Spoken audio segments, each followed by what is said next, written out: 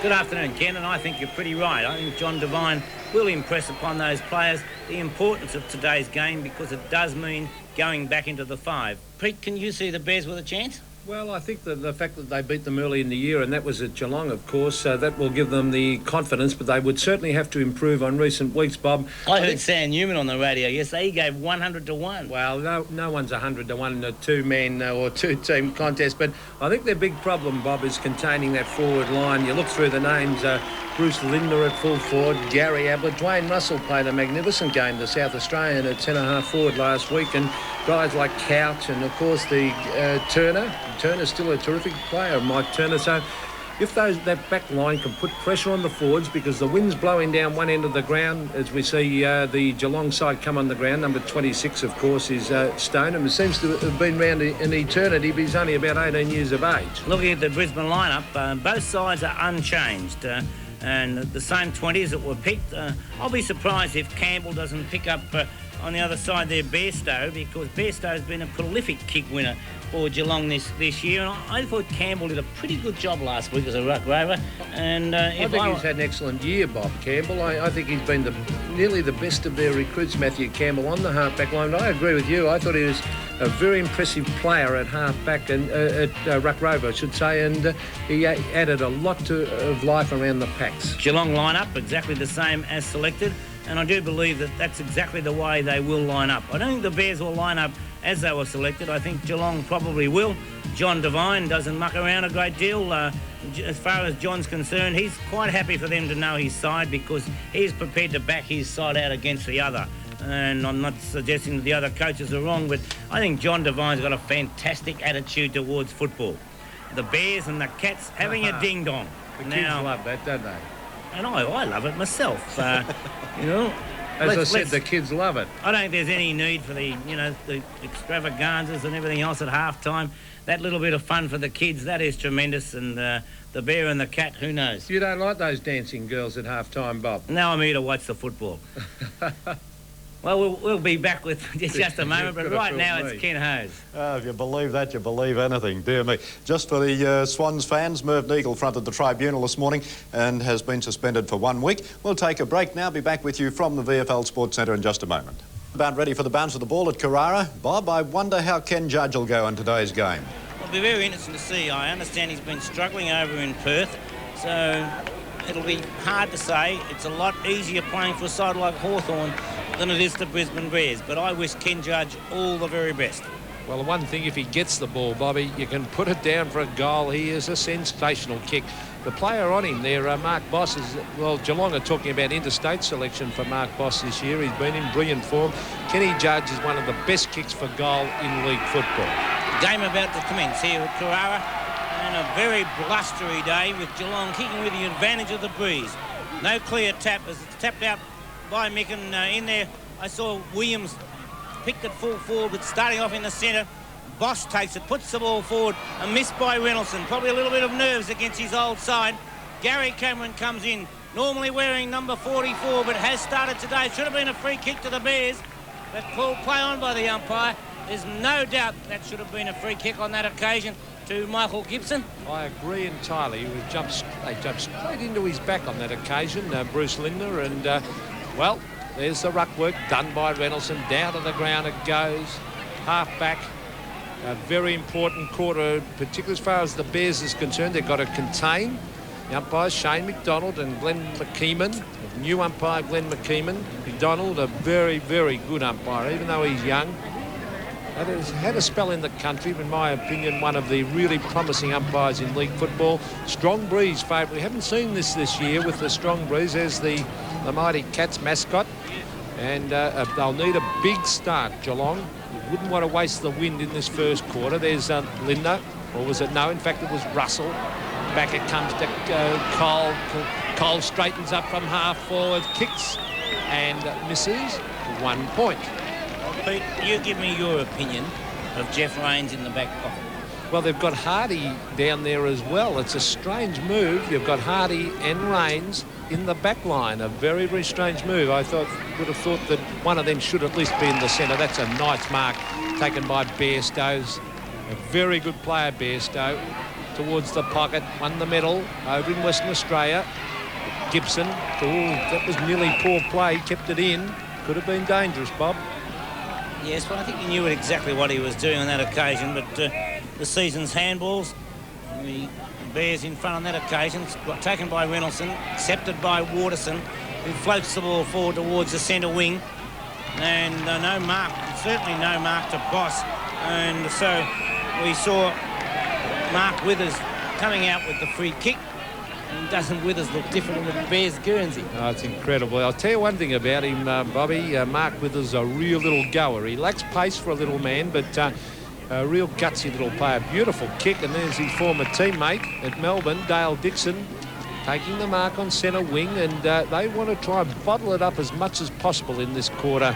The Bears, although that's not a bad kick into the breeze. David O'Keefe, will he be trying hard today? A chance to kick a goal against his former club, and he's done it. What a great start to David O'Keefe. It also gives the Bears a lot of confidence too, because they would remember that they beat North Melbourne first up and then went down to Geelong, and very few sides win at Cardinia Park. I agree. And the Bears came away from there with a 2-0 ratio at that stage, and I'm sure they would be very happy to put first goal on the board against the Breeze. Well, that's a very handy one to the Bears, and David O'Keefe, his chest will really be swelling now, and he'll be trying his heart out. He's a good, honest player, David O'Keefe, and, well, let's see what the Bears can do. Here's the centre of the ground as Andrew Busey gets it to Steve Hocking. Hocking towards half forward. Brains cleverly.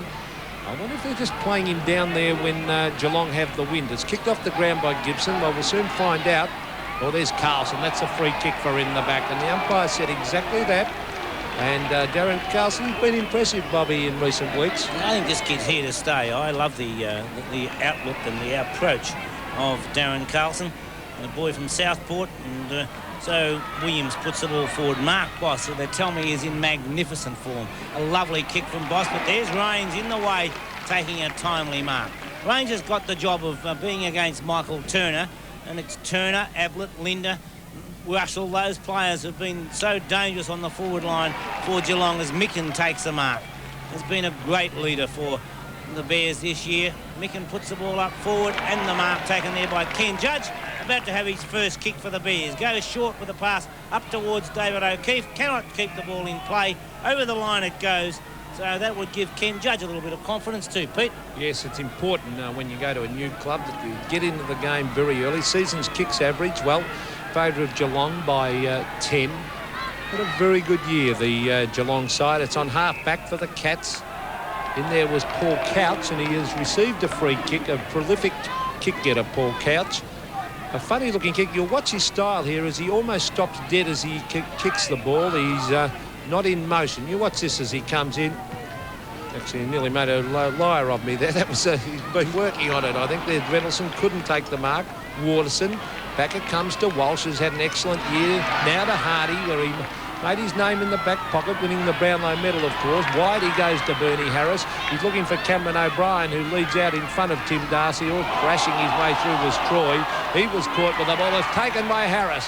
Harris on the right foot kicks it to the pocket. Flanagan ducks back. He's got it. Oh, dangerous play to Darcy, but in fact it was Boss. Wide it comes, and that was good football as Bairstow has got the loose man going. He looks for Couch. Couch ducks back and actually dropped the mark. The umpire paid the free kick. Ablett. Troy to Bairstow. Prolific kick winner for Geelong. And the former Western Australian puts the ball forward to another Western Australian who will cop a 15-metre penalty. Loose play, not good play at all. Dixon has the chance, kicks it off the ground, but gave away. Oh no, 15 metres in that. That kick. I don't think the player realised that the umpire paid the free, so he was a bit stiff. That's the most ridiculous free kick of all times. Well, I think he thought the play was still going on, the player, Bob. So no such thing as thought. The umpire should have a bit of common sense. Well, there's the pass, and it has been marked by Michael Turner right in front of goal, about 30 metres out directly in front. That was from Hughes. Now, Michael Turner has missed a lot of set shots this year, as has Bruce Lindner. Mike Turner has been a fantastic player for the Cats over the years. He hooks it, and has missed, and as I said, he has missed many goals this year, and so have the Cats. 1 goal straight, Brisbane, to Geelong, 2 points, and you'd I can't understand why these blokes don't learn to kick the flat punt, a la Ted Whitten or torpedo punt. Very few players, and Peter McKenna was one of the few, can really, consistently kick that drop punt. Well, Michael Cole, not too happy with that decision by the umpire. He's had a great year, Michael Cole. They're talking about state selection for him. He and Boss have been 2 outstanding players this year for Geelong. Mark Williams was selected at full forward, but that was obvious he wasn't going to play there. That's a good mark for Darren Flanagan. With Damien Burke injured, Flanagan's had to take over that number 1 ruck mantle and has done a particularly good job. A short one. Ablett underneath the ball. Over the back is Couch. Ablett going in after. Let's see the skills of Gary Ablett. Beautiful football, Ablett. Couldn't pick it up. The great play by Hardy. He set the crowd alight with that bit of play. Over it goes to Walsh. Walsh could get unloaded. No, tackled. Back to Hardy. And eventually it's tapped to the line by the Geelong player in Peter White. Throw-in to take place. Half-forward flank for Geelong. Reynoldsson grabs it. A hand pass, a lovely hand pass to Walsh. An absolutely disgraceful kick. Boss picks the ball up, puts it back towards half-forward, thumped away. Mark Williams comes on the scene. A bad bounce for Williams. And we see a couple of plays. I think Dwayne Russell's in a bit of a bother behind play. We talked about Turner's kicking for goal. He's kicked 35 goals, 31. That's nearly as many points as goals, which is not good for a forward, Bob. That's this year. Certainly not. And Lindner has kicked as many points as he's kicked goals too. Flanagan wins the tap and runs towards Walsh, who tapped the ball on. Tackle thrown away by Walsh, and that's the way the umpire sees it. A beautiful tackle by Mark Boss, coming right down from half-back. So he's on half-forward at the moment. Plays on, goes across. Ablett and Rains. No, it's Matthew Campbell at the back. Hand passes immediately to Hardy. It's a good play by Campbell, but Hardy had nobody to kick the ball to. As Christensen and Carlson compete for it out there in the wing. Christensen wins out. Gets a hand pass towards Michael Turner. Turner has the umpire to contend with. Goes towards goal. Well, if you're on the run, you can kick him. If you've got a direct shot, you can't. 1 goal to Michael Turner. Drop punt for a lovely goal to the Geelong champ, Michael Turner. Mentioned the kicking before. Linda mentioned the kicking a moment ago. Linda's kicked 48 goals, 46. So who's Linda? I said his kicking's been poor. This is Schultz going straight down the ground. They want some quick goals. There's Ablett being closely attended by Matthew Campbell. I think that's good coaching that by Peter Knights to put a player of similar ability. Campbell towards O'Brien. Tremendous mark, Cameron O'Brien. That was an excellent mark. And this kid has really got... I think he knows how good he is, Cameron O'Brien. If he really dedicates himself, he could be a very, very good league player. Well, what's his problem? Well, at this early at Collingwood, I think it has to be attitude, because he's got the build and the skills, and there's a beautiful kick, and that's a goal. Absolute glorious goal at time to Cameron O'Brien, and it's 2 straight goals, 12 points to the Bears. Geelong 1-2-8 points, a 4-point margin to the Bears. And after nearly 11 minutes of this first quarter, I would say that Peter Knights would be absolutely delighted, because they're kicking into a, 3-goal? Yep. Maybe 4. Well, Cameron O'Brien, he was recruited from Collingwood. He's had 8 VFL games. Last week, 7 kicks and 3 handballs. Kicked 3 goals, 3, but against Essendon the week before at centre half forward, he played very, very well. Here's a chance for Geelong. Is coming down the ground to David Cameron. He lines up the goals and fires, and I think he has kicked it. He has. Lovely goal by the Cats, kicked by David O'Brien. David Cameron, I should say. Yes, and Gary Cameron today, normally wearing number 44, today has changed his Guernsey and is lining up in number 13. He'll be sharing the roving. And so Dale Dixon is going everywhere that Andrew Buse does, which means that Brad Hardy goes on and off the ball with Gary Cameron. The 2 Camerons, incidentally to the viewers, are not related. Bounce of the ball sees Flanagan getting it wide. Well, that's a free kick. It'll have to be to Philip Walsh, and the umpire right onto that one. Walsh wide to Waterson. Waterson to half forward and kicks it wide. Looking for O'Keefe. He's got it. Couldn't hold it or should have marked that one. It's at half back for the Cats. Hocking's in there. Steve Hocking with the crew cut. And for his efforts, a very tough customer, Steve Hocking. He receives the free kick. Hocking puts the ball wide, finds Bairstow. And he's the man that I'd be tagging if I'd have been the Bears. Couch takes it well, straightens up, goes forward, in towards the centre. It runs past Dixon. Will it get through? No, Gibson. Good play, Michael Gibson. He put it off his own boot and through for 1 point. So it's one rush point to Geelong, but it was starting to run away from him and almost got through for a goal. As on replay, we see a very desperate effort, and that's what football's about. Good play, Michael Gibson. Well, I'll tell you what, it also showed the strength of that breeze with that long kick, Bob. There's no doubt that it's a 3 to 4 goal breeze at the present stage anyway. Micken takes a lovely mark. Mark Micken, Banfield in the centre for the Bears. Couch there for Geelong. Hocking, who was selected in the centre for Geelong, is on the half-back line, picking up Michael Richardson. That's where it goes now. It's Hocking who wins out against Michael Richardson. So Stephen Hocking, a quick hand pass across to Bairstow. Likewise, it finds Russell.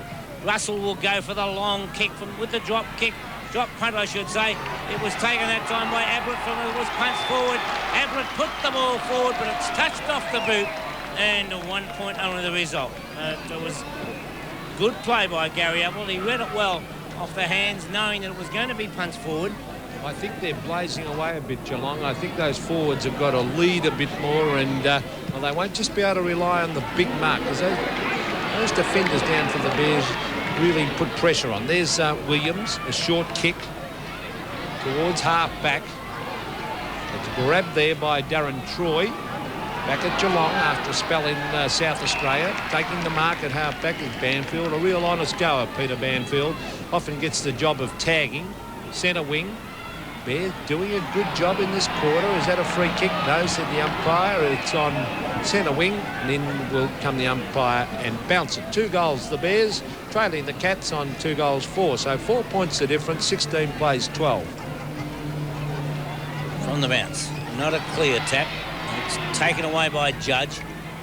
Swings it back towards half forward. Was missed that time by Withers. He gets good support though by O'Keefe. A hand pass across to Brad Hardy, having plenty of time to steady. Hardy puts the ball forward. O'Brien from behind came across and used judgment to perfection. And it was a lovely mark from Cameron O'Brien. In fact, when he actually took the mark, he was in front, but he swung across and had better judgment than Tim Darcy. So a lovely mark taken there on replay by Cameron O'Brien. O'Brien lining up for his second goal. No mistake about that. 3 goals to the Bears. Well, that was a runner from the back line and sets up play further afield, and that's what he's got to watch at full forward. But at the moment, he's doing his job brilliantly. Pete, how much of a psychological advantage would be to the Bears? I'm not saying it's an advantage over Geelong, but having already won the first encounter. I think that a lot of sides come up here thinking it's going to be a very easy game, Bob, and I don't think Geelong would think that. The fact that they beat them at Geelong, it proves that the Bears are a very capable side on their day. 2 points the margin in favour of the Bears. 16 minutes into the first term. No clear tap. Gary Cameron tried to get the ball forward. Overrun that time by Hardy, but a good tackle as the umpire goes to ground. He was tripped. Now, he's not getting up too quickly. I think he might be hurt. No, he'll be all right, I think. Showing a bit of courage at the moment. Oh, that's a lot of courage, that is, Bob. Heck. He is an umpire. Oh, dude, he should get the award for Bella there. Free kick against Dwayne Russell. I'll take it, I think. Campbell on the left foot, out wide. Finds Micken. Micken half forward, looking over the back, a chance for O'Keefe for his second goal. Can he keep it in? He can't. It's about 30 metres round from behind post. I don't know whether O'Keefe could show the same courage as the umpire. He's a South Australian umpire. Well, season's disposals, gee, nothing in that, but with disposals, it all depends on how you use the ball, not how often you get it. Half-forward flank, Schultz tried to get his boot the ball. In there was Judge and also Boss. Well, Peter Knights would be delighted at the moment, Pete. Now, there's about another 10 minutes of play left in this quarter, and if the Bears can maintain this impetus, there's no doubt that it's at least a 3-goal breeze. Yes, I agree.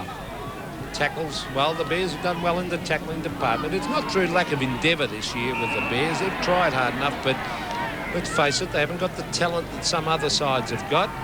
Well, they haven't exactly brought a lot of experience. Mark Williams is playing his 150th game today, and Jeff Rains 195 games before he came up here this year.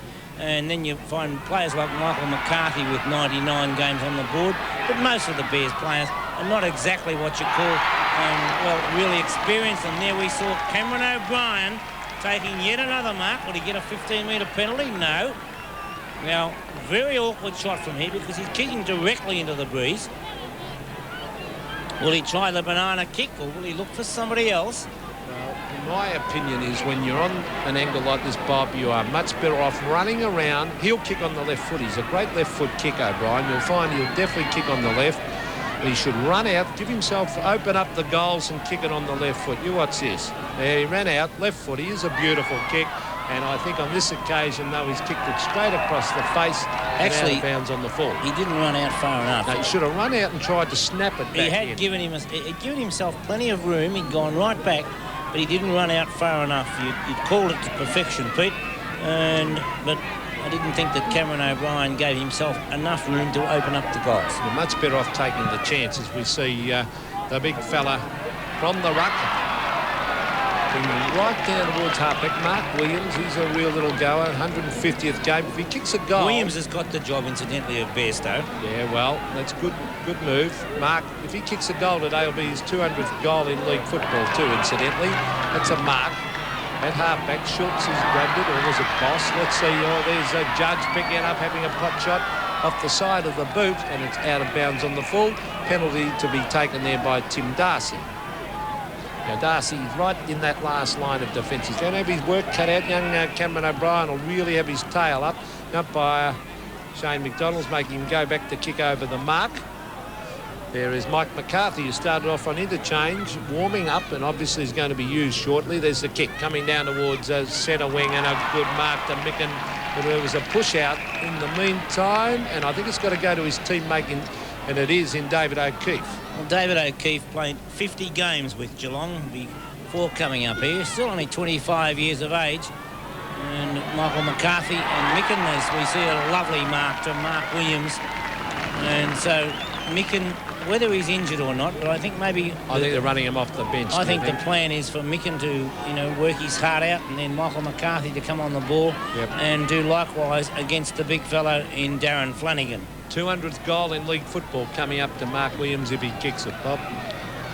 Williams goes goalward. And there it is, 200 goals to Mark Williams. Well, that's a... Goals into the breeze is an excellent effort, and Geelong at the moment on 2 goals for are not looking good. Not looking good at all. 8 points down with the advantage of the breeze. Centre bounce. McCarthy in there against Flanagan. Flanagan wins out. Russell takes it, hooks it down with the left foot towards the back pocket. Gibson leads in the race for the ball, gathers it well, puts the kick along the ground deliberately. Jeff Rains tried to tap the ball over the top. Didn't quite reach Withers, and it was picked up by Turner.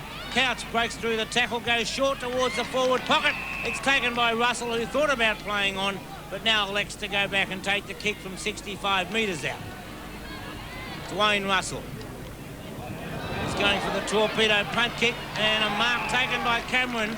So David Cameron, who was selected on the wing, but in his place, Marty Christensen lined on the wing, and David Cameron has lined up on a half-forward flank. So Cameron, 1 goal to his credit so far. Puts the ball forward. He's allowed for the breeze, but it didn't quite come. Up high was Gary Cameron, no brother. One comes from Catamatite, the other comes from Echuca.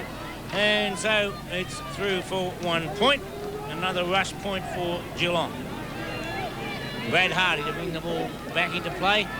Gary Ablett. acting as the full forward at the moment. Hardy gets past, and he is able to run up to the 50-metre line. Gets past that again. Another bounce. A hand pass across to Gibson, likewise to Carlson. So the first kick's from the centre of the ground. Puts it forward to half forward, but Geelong in the way, and Darren Troy the man. Troy with a hand pass across to Tim Darcy. Darcy hooks it back with a hand pass towards the centre, and Michael Cole. That's a lovely kick from Cole, straight down the ground. Couldn't be taken by Cameron. Hand pass comes from Waterson out to Dixon. Dixon balks back. Goes now towards half forward. Mark Withers is there. Takes the mark. He'll play on immediately. Can he get shepherded? Yes, he does so. And drives the ball up towards half forward. At the back, Ken Judge gets a favourable bounce. Well tackled there from behind by Boss. Beautiful tackle by Boss. And so now gives it across to Bairstow. So Ken Judge, maybe a little bit of match conditioning needed because he took far too long to get rid of the ball there. Dixon, as McCarthy brought the ball down. Dixon steadies, goes back towards half forward again. No mark taken. Bernie Harris was in there, but he was beaten for it as a hand pass came over the top to Troy. Troy gives it long to Couch. Couch thought about giving it out to Cole, but then elected to put the left foot forward. Gibson pumps the ball over the top, doing a good job so far. Should have been taken by Rains, but he taps the ball forward. A sign of lack of confidence to mine, and I would never play a Jeff Rains down there in the back pocket. Waterson took it that time from Walsh. It's on behind play as the loose ball comes out towards Hocking. Has time to steady, drive it back towards half forward, and the mark taken down there. A good solid mark by Dwayne Russell. Dwayne Russell was signed up. Oh, bad 15 metres, is it?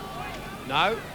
But the umpire was going to pay 15 metres in. Dwayne Russell was signed for a couple of years there by Collingwood. Collingwood let him slip. Obviously weren't interested enough. Has been in good form in the last couple of weeks. There's a long kick. Who can take the mark? Only one man went for it, and that was for Geelong, but he couldn't quite take it. And Dwayne Russell in Adelaide was well known as the Raging Bull, which says enough about what type of player he was. Darren Carlson. Wouldn't be hard in Adelaide. Towards half-back. Bairstow. Oh, good mark to Bairstow. That was Bobby Skilton speaking, not Peter McKenna. Bairstow from 55 metres. Well, he's a very clever player. He sets it up. Now, where's Ablett? Russell was there, almost took the mark. Play on, said the umpire, and rightly so. Still a chance. No, the umpire has called for the ball and will bounce it in front of the Geelong goal. But it's been an excellent quarter, this, by the Brisbane Bears. 25 into time on as the ball is tapped through for a behind. They won't worry about that because they've kicked 4 goals straight into the breeze, and the Cats have only kicked 2 goals, 6 for the quarter. 8 scoring shots to 4, but the advantage of 6 points in the favour of the Bears and the former Geelong player Stephen Reynoldsson. 83 games with Geelong. Stephen Reynoldsson, still only 24 years of age, puts it out wide, and Mark Williams takes the mark. Russell, 15-minute penalty will go against him. I don't think Mark Williams will wait for it. He'll give a hand pass across to Campbell. A blind turn from Campbell against Ablett. And Campbell puts the ball forward towards half forward. It should be against O'Keefe. And so it'll be a mark taken anyway by Flanagan. He gets it across to Cameron. Cameron towards half forward. Rains is up. Good effort to take the mark. I'd have paid it for effort. It's picked up anyway by the Bears. And it's Dixon.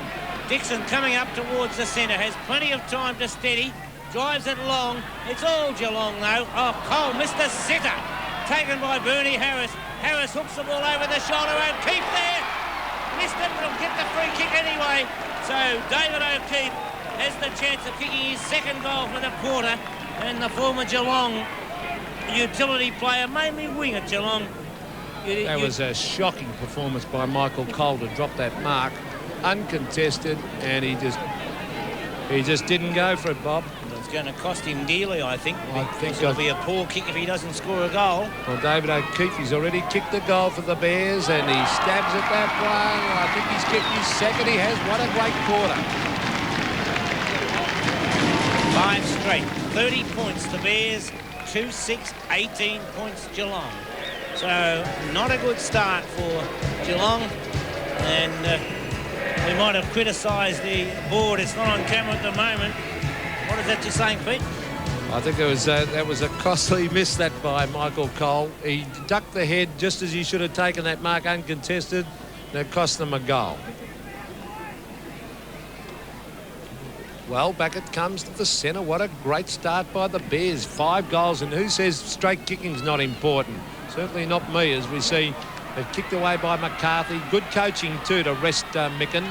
You know, there's Darcy. This is where Darcy's dangerous. He runs from the back line. Troy to Hocking.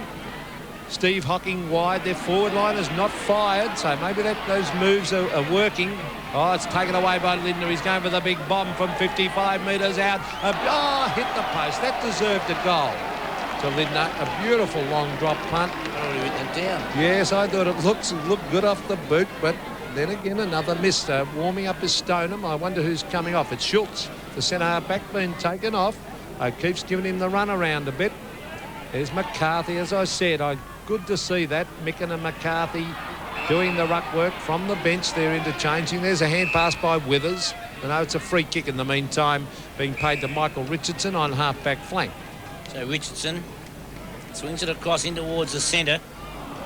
Bairstow was up high. O'Keefe in there, but well, with the pack starting to form. Sam Newman gave 100 to 1, didn't he? The Bears, I'll tell you what, he'd be shuddering at the moment. And reckon he could find 500,000 overnight if Bill Jacobs could find 5,000. That's former Geelong champion ruckman Sam Newman, of course. Oh, lovely tap that time from McCarthy.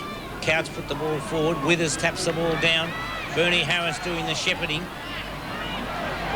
Oh, there's no doubt the umpire's got to bounce the ball here. A pack starting to form. Geelong would be a little bit worried. 11 points down into the breeze. It's been an excellent quarter by the Bears. Flanagan gets the tap. Mark Williams taps the ball out. Waterson puts a hand pass in, but it bounced the wrong way. Withers and Mark Williams were both there. I see they've got Lindner out in the half-forward line now and Ablett in the goal square, but Ablett's been well contained so far by Matthew Campbell. You know, and Ranger's done his job down there on Turner. As Reynoldsson puts a wild hand pass in, but Carlson's in there to try and tap the ball out. Does so. Little Darren Carlson. That's a great effort by the kid. When I say kid, he's 20 years of age, but he's the boy from Southport, originally from Victoria. But he's been up here, I think, from about the age of 8 or 9. And it's a great effort. And the way he's playing, I think he'll be here to stay. Russell used his body beautifully, puts it forward, Rains at the back, takes a well-judged mark. Actually might be a good move on Turner. He's doing well on Turner, as we see Dixon getting it further afield towards Waterson. It's been a great quarter by the Bears, a committed quarter as the ball is fisted away by Mark Bairstow over the line. Regardless of what I said about where I'd play anybody, you can't criticise anything the Bears have done. No. Whatever Peter Knights has done, 30 points to 19 into the breeze has been magnificent. And there's the siren. So at quarter time against the breeze, the Brisbane Bears, 5 goals straight, 30 points. Geelong 2-7-19. It's been a magnificent quarter so far by the Bears. They've done everything that one could ask. I was critical of Jeff Rains being in the back pocket or half-back flank, whatever you like, but he stopped Michael Turner, although Turner did kick 1 goal. Brad Hardy's down there going on and off the ball with Cameron. Gibson has done a good job against the full forward in Lindner. Lindner nearly kicked a great goal, but Gibson has certainly done his job. And at the other end of the ground, you've got Cameron O'Brien with 2 goals, David O'Keefe, the former Geelong player, with 2, Mark Williams 1. At quarter time, a great quarter by the Bears. 5 straight goals, 30 points, Geelong 2-7-19.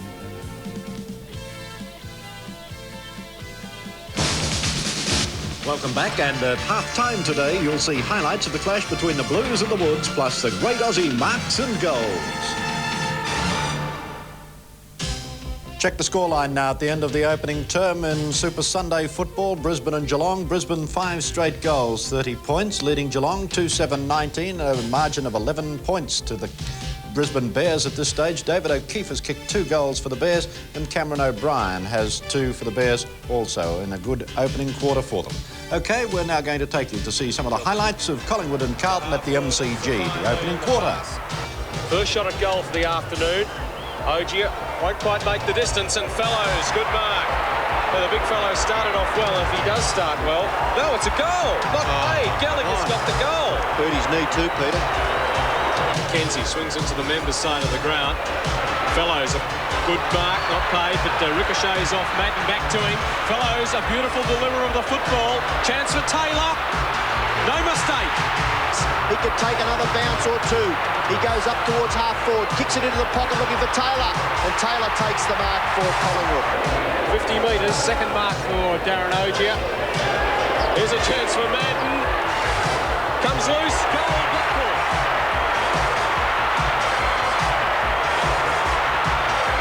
Good road into Blackpool. Ogier in front, a great mark from behind by Wes Fellows. Kicks it over Ogier's head, and good backing up in defence by Paul Morwood takes the mark. High kick from Kennedy.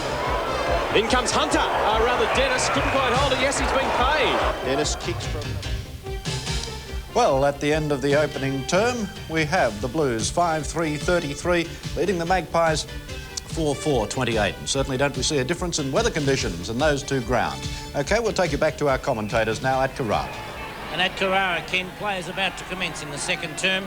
11 points to margin in favour of the Bears.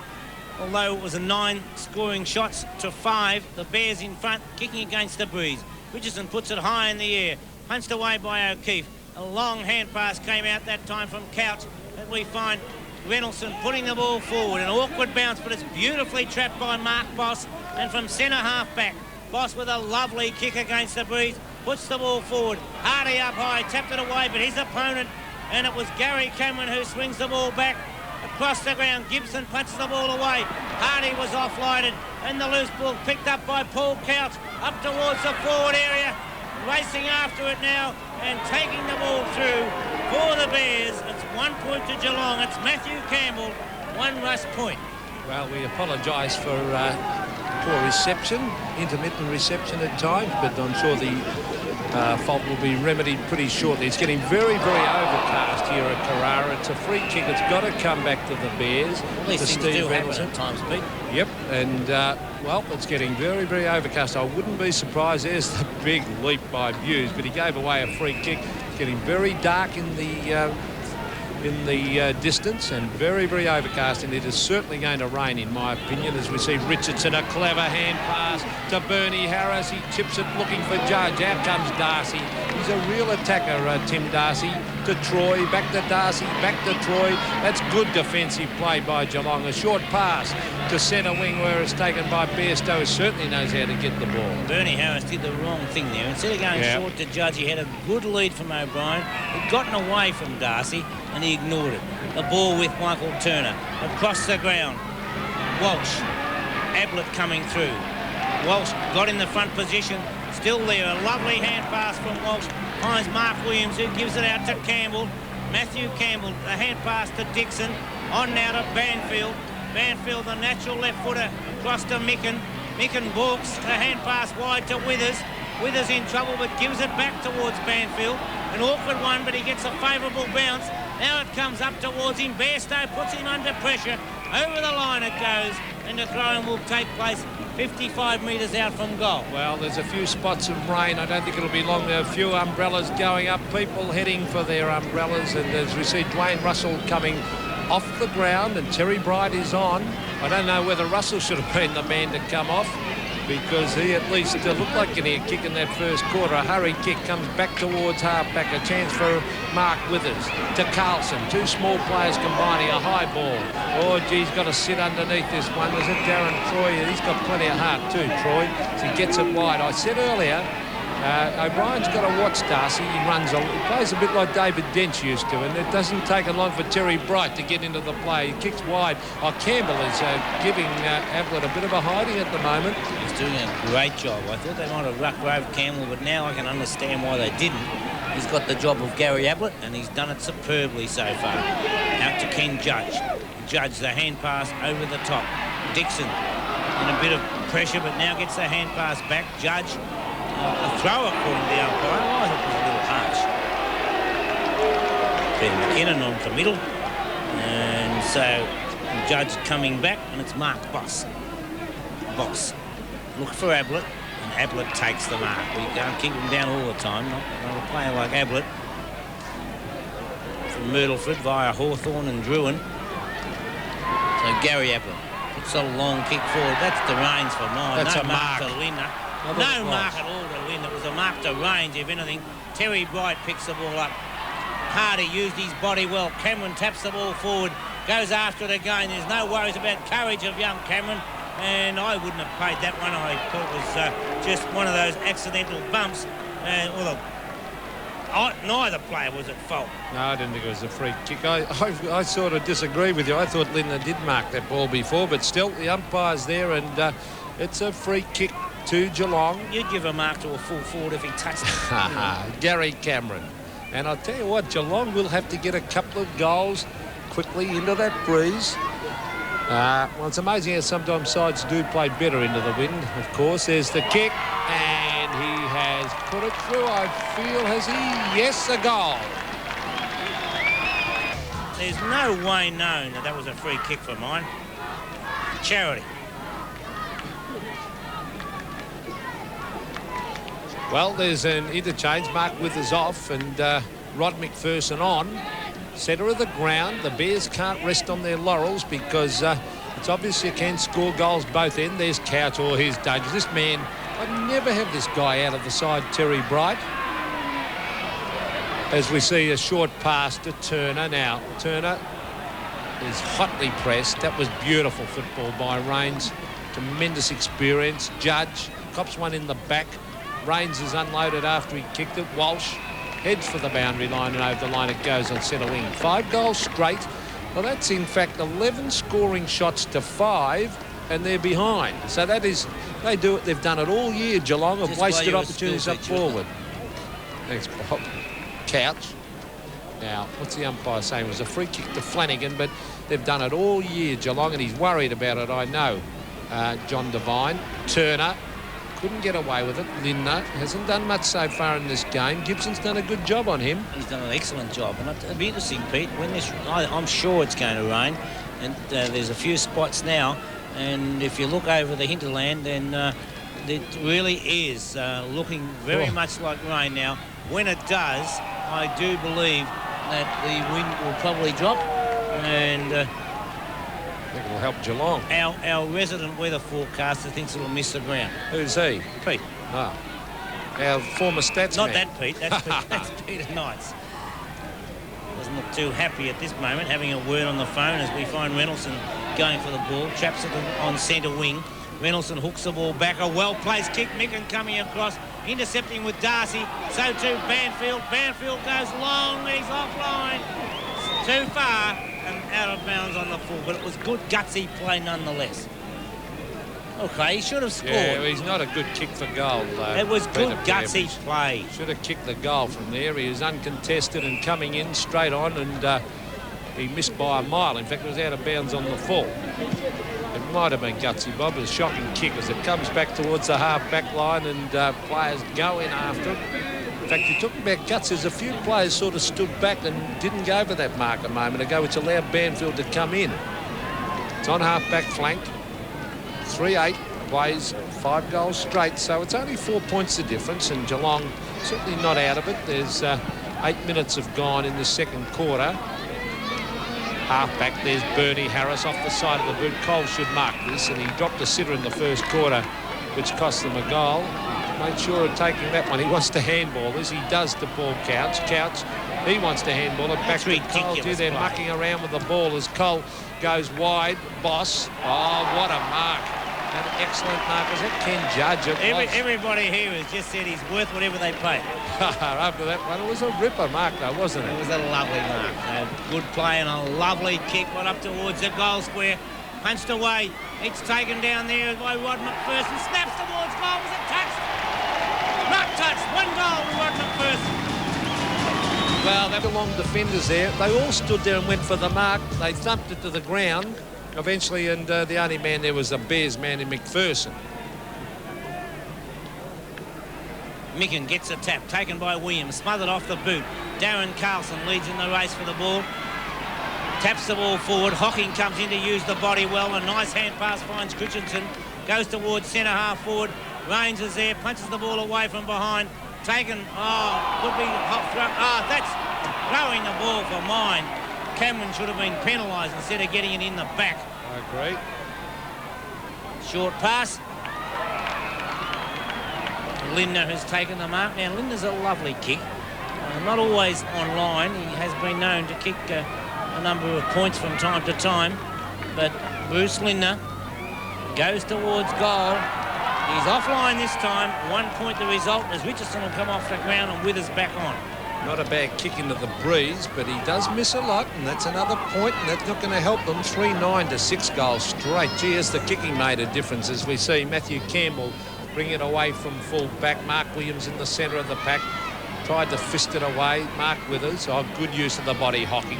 Beautiful play to Marty Christensen. Centre wing, and a push in the back. Bit of a ticky touch with one, that two, and, well, Mark Williams has got it. Stoneham, a mark over the top, and turn it up, umpire. This is a it was a mark to Stoneham, no doubt about that. There was a shocking decision. You should never try and mark from behind, even if you are there. Cameron O'Brien exactly the same there. It doesn't matter, Bob, if he's marked it. It's a mark to the umpiring at the moment. It's disgraceful. Peter McKenna speaking as it's kicked off the fair play, Walsh. Well, you've got to admit, what do you think? Don't sit in the fence. I have already given my comment on the umpiring a few moments ago, and in that case it was poor play by Stoneham to even go for the mark. Stoneham this time gets the tap, finds Mark Williams, a hand pass comes across, and Philip Walsh puts the ball towards centre half forward at the back. Oh, that's standing his ground well as Stephen Hocking. It was selected at centre and it's lined up at a half-back flank. He was picking up Mike Richardson, but now he's got Mark Withers. He goes wide, not a well-placed kick, and it finds Carlson. Carlson gives a hand pass to Brad Hardy. Hardy breaks the first tackle, goes wide, finds Peter Banfield. Banfield goes across. O'Brien in the front position. It's punched away. It's O'Keefe down there. Hand pass forward. Bernie Harris, can he get boot to ball? Mark Boss is there. The pack starting to form. The umpire having no option whatsoever but to elect to come in and bounce the ball. 36 to 27. Double the scoring shots to Geelong, but they trailed by 9 points. Flanagan taps the ball down. I thought Darcy was going to...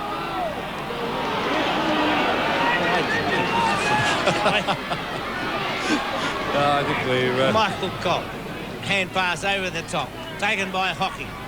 Has the luxury of a bounce. Now steadies. The short pass. Not a well-played piece of football. As Brad Hardy takes the ball away. Hardy goes across towards half forward. Dixon's there from... I was going to say Melbourne. The former Melbourne player goes long. Darcy takes the mark in front. That was bad play by Dale Dixon. He'd been made a beautiful lead by McPherson. It was clear, 30 metres clear. He just ignored him and went for the long pot shot at goal. It was very poor play. I reckon if you've got a loose man 30 metres out, you give it to him. There's Darcy towards half-back. Micken has it thumped away. A chance for Harris, and once again the Bears looking dangerous. Banfield, good mark. Could be 15 metres. I'm sure the umpire will take him back here.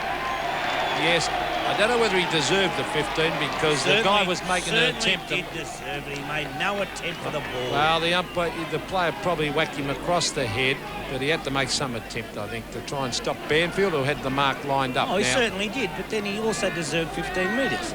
Fair enough. 15 metres out, 45-degree angle, and Peter Banfield, I gave him a can a moment ago for a very poor kick coming down the ground. This is a vital kick for goal. Would take them to 7 goals straight. He hasn't kicked one, and that is a beautiful kick. He kicked it very, very hard and straight through for a goal. They haven't fluked them. It's been 7 straight goals to 3 goals 9. 12 scoring shots to 7, but it's 42 to 27. You saw there Peter Banfield's stats, and Peter Banfield, still only 22 years of age, may have only played 11 games for Essendon, but he's giving great service to the Bears. Micken wins the tap, taken by Mark Williams. Down towards half forward, Boss and Judge. Neither player could take the mark. David O'Keefe first on the scene. Hooks the ball down towards the goal square. Cameron O'Brien coming across, can't take the mark. But a free kick has been found. It goes to the Geelong defence. Bernie Harris getting into the back of Darren Troy. And so a free kick goes the way of Troy as we watch on replay. And Bernie Harris not really going for the mark. He got off the ground anyway. Dude, look at Lindner right down there, Bob. Well, Geelong starting to get desperate as their forwards are coming right down onto the back Well, I line. reckon Geelong have... Oh, there's a push in the back to the Bears. The umpire said, gee, in that pack against Lindner, he's not arguing about it. Shane McDonald had no hesitation. If I was John Devine, I'd be out there with the runner that quick to say to Lindner, you are a forward. Get that back there.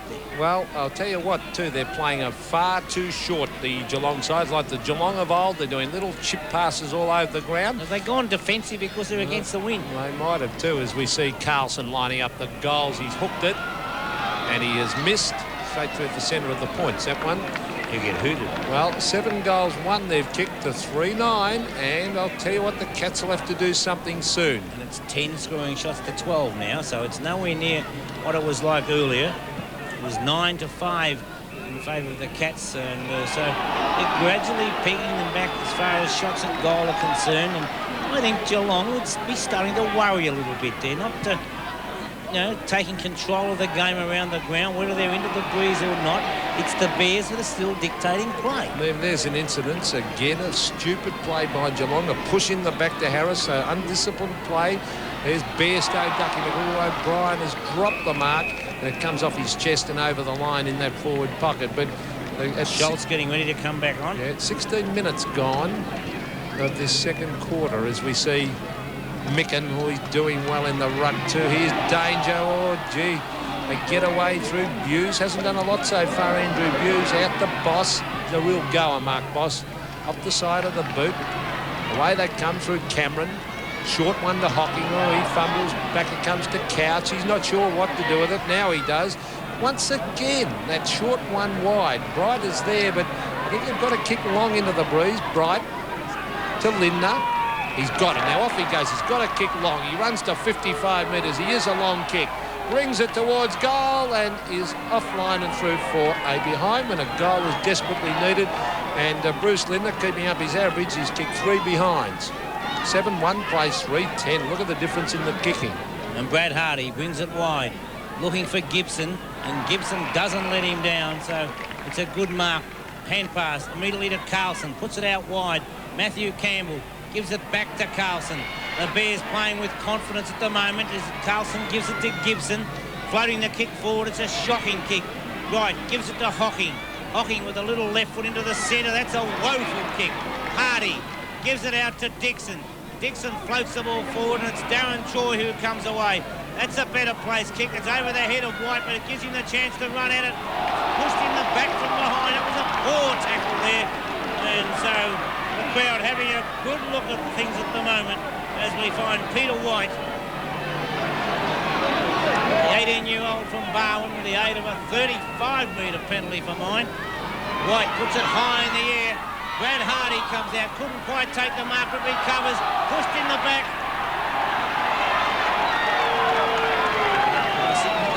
Well, the forwards, Bobby, the Geelong forwards are playing from behind, and they've got no hope if they keep doing that. Dixon made the position, hand passes immediately, an awkward bounce, but Gibson recovers.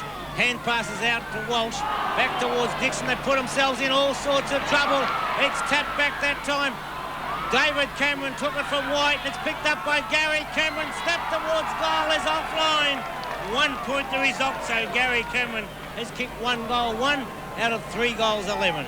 3-11, 29 to 7-1, 43. Well, Johnny Devine must be tearing his hair out because he hasn't got that much of that either. And because right throughout the year, their kicking for goal has been abysmal, and they would have won more games if they could have kicked straight. There's the kick by Carlson towards half forward. Over the back, here's danger because Bernie Harris runs his full 10. Runs to half forward, a chip pass across to David O'Keefe, leaving Stoneham a mile behind. Oh, good play. Brilliant play, O'Keefe. Into the open goal he goes, and has he kicked his third? Yes, he has. 3 goals to David O'Keefe. Mike Richardson to come back onto the ground. And Dale Dixon off the ground. Well, would he be loving this, David O'Keefe? Look at that turn. That was beautiful play. And David O'Keefe in recent weeks has been an excellent player in a really top side. He'd be a better player on the wing, I would think, but he's holding down a key position. Was off the ground. And, There he is, having a seat. 49-29. 20 points in favour of the Bears. White with a hand pass forward. It's accepted by the opposition, and that's Mike Richardson, who floats the kick down towards the ground. Grabbed by O'Brien. O'Brien straightens up, goes towards goal. Hit the post, I think, just offline.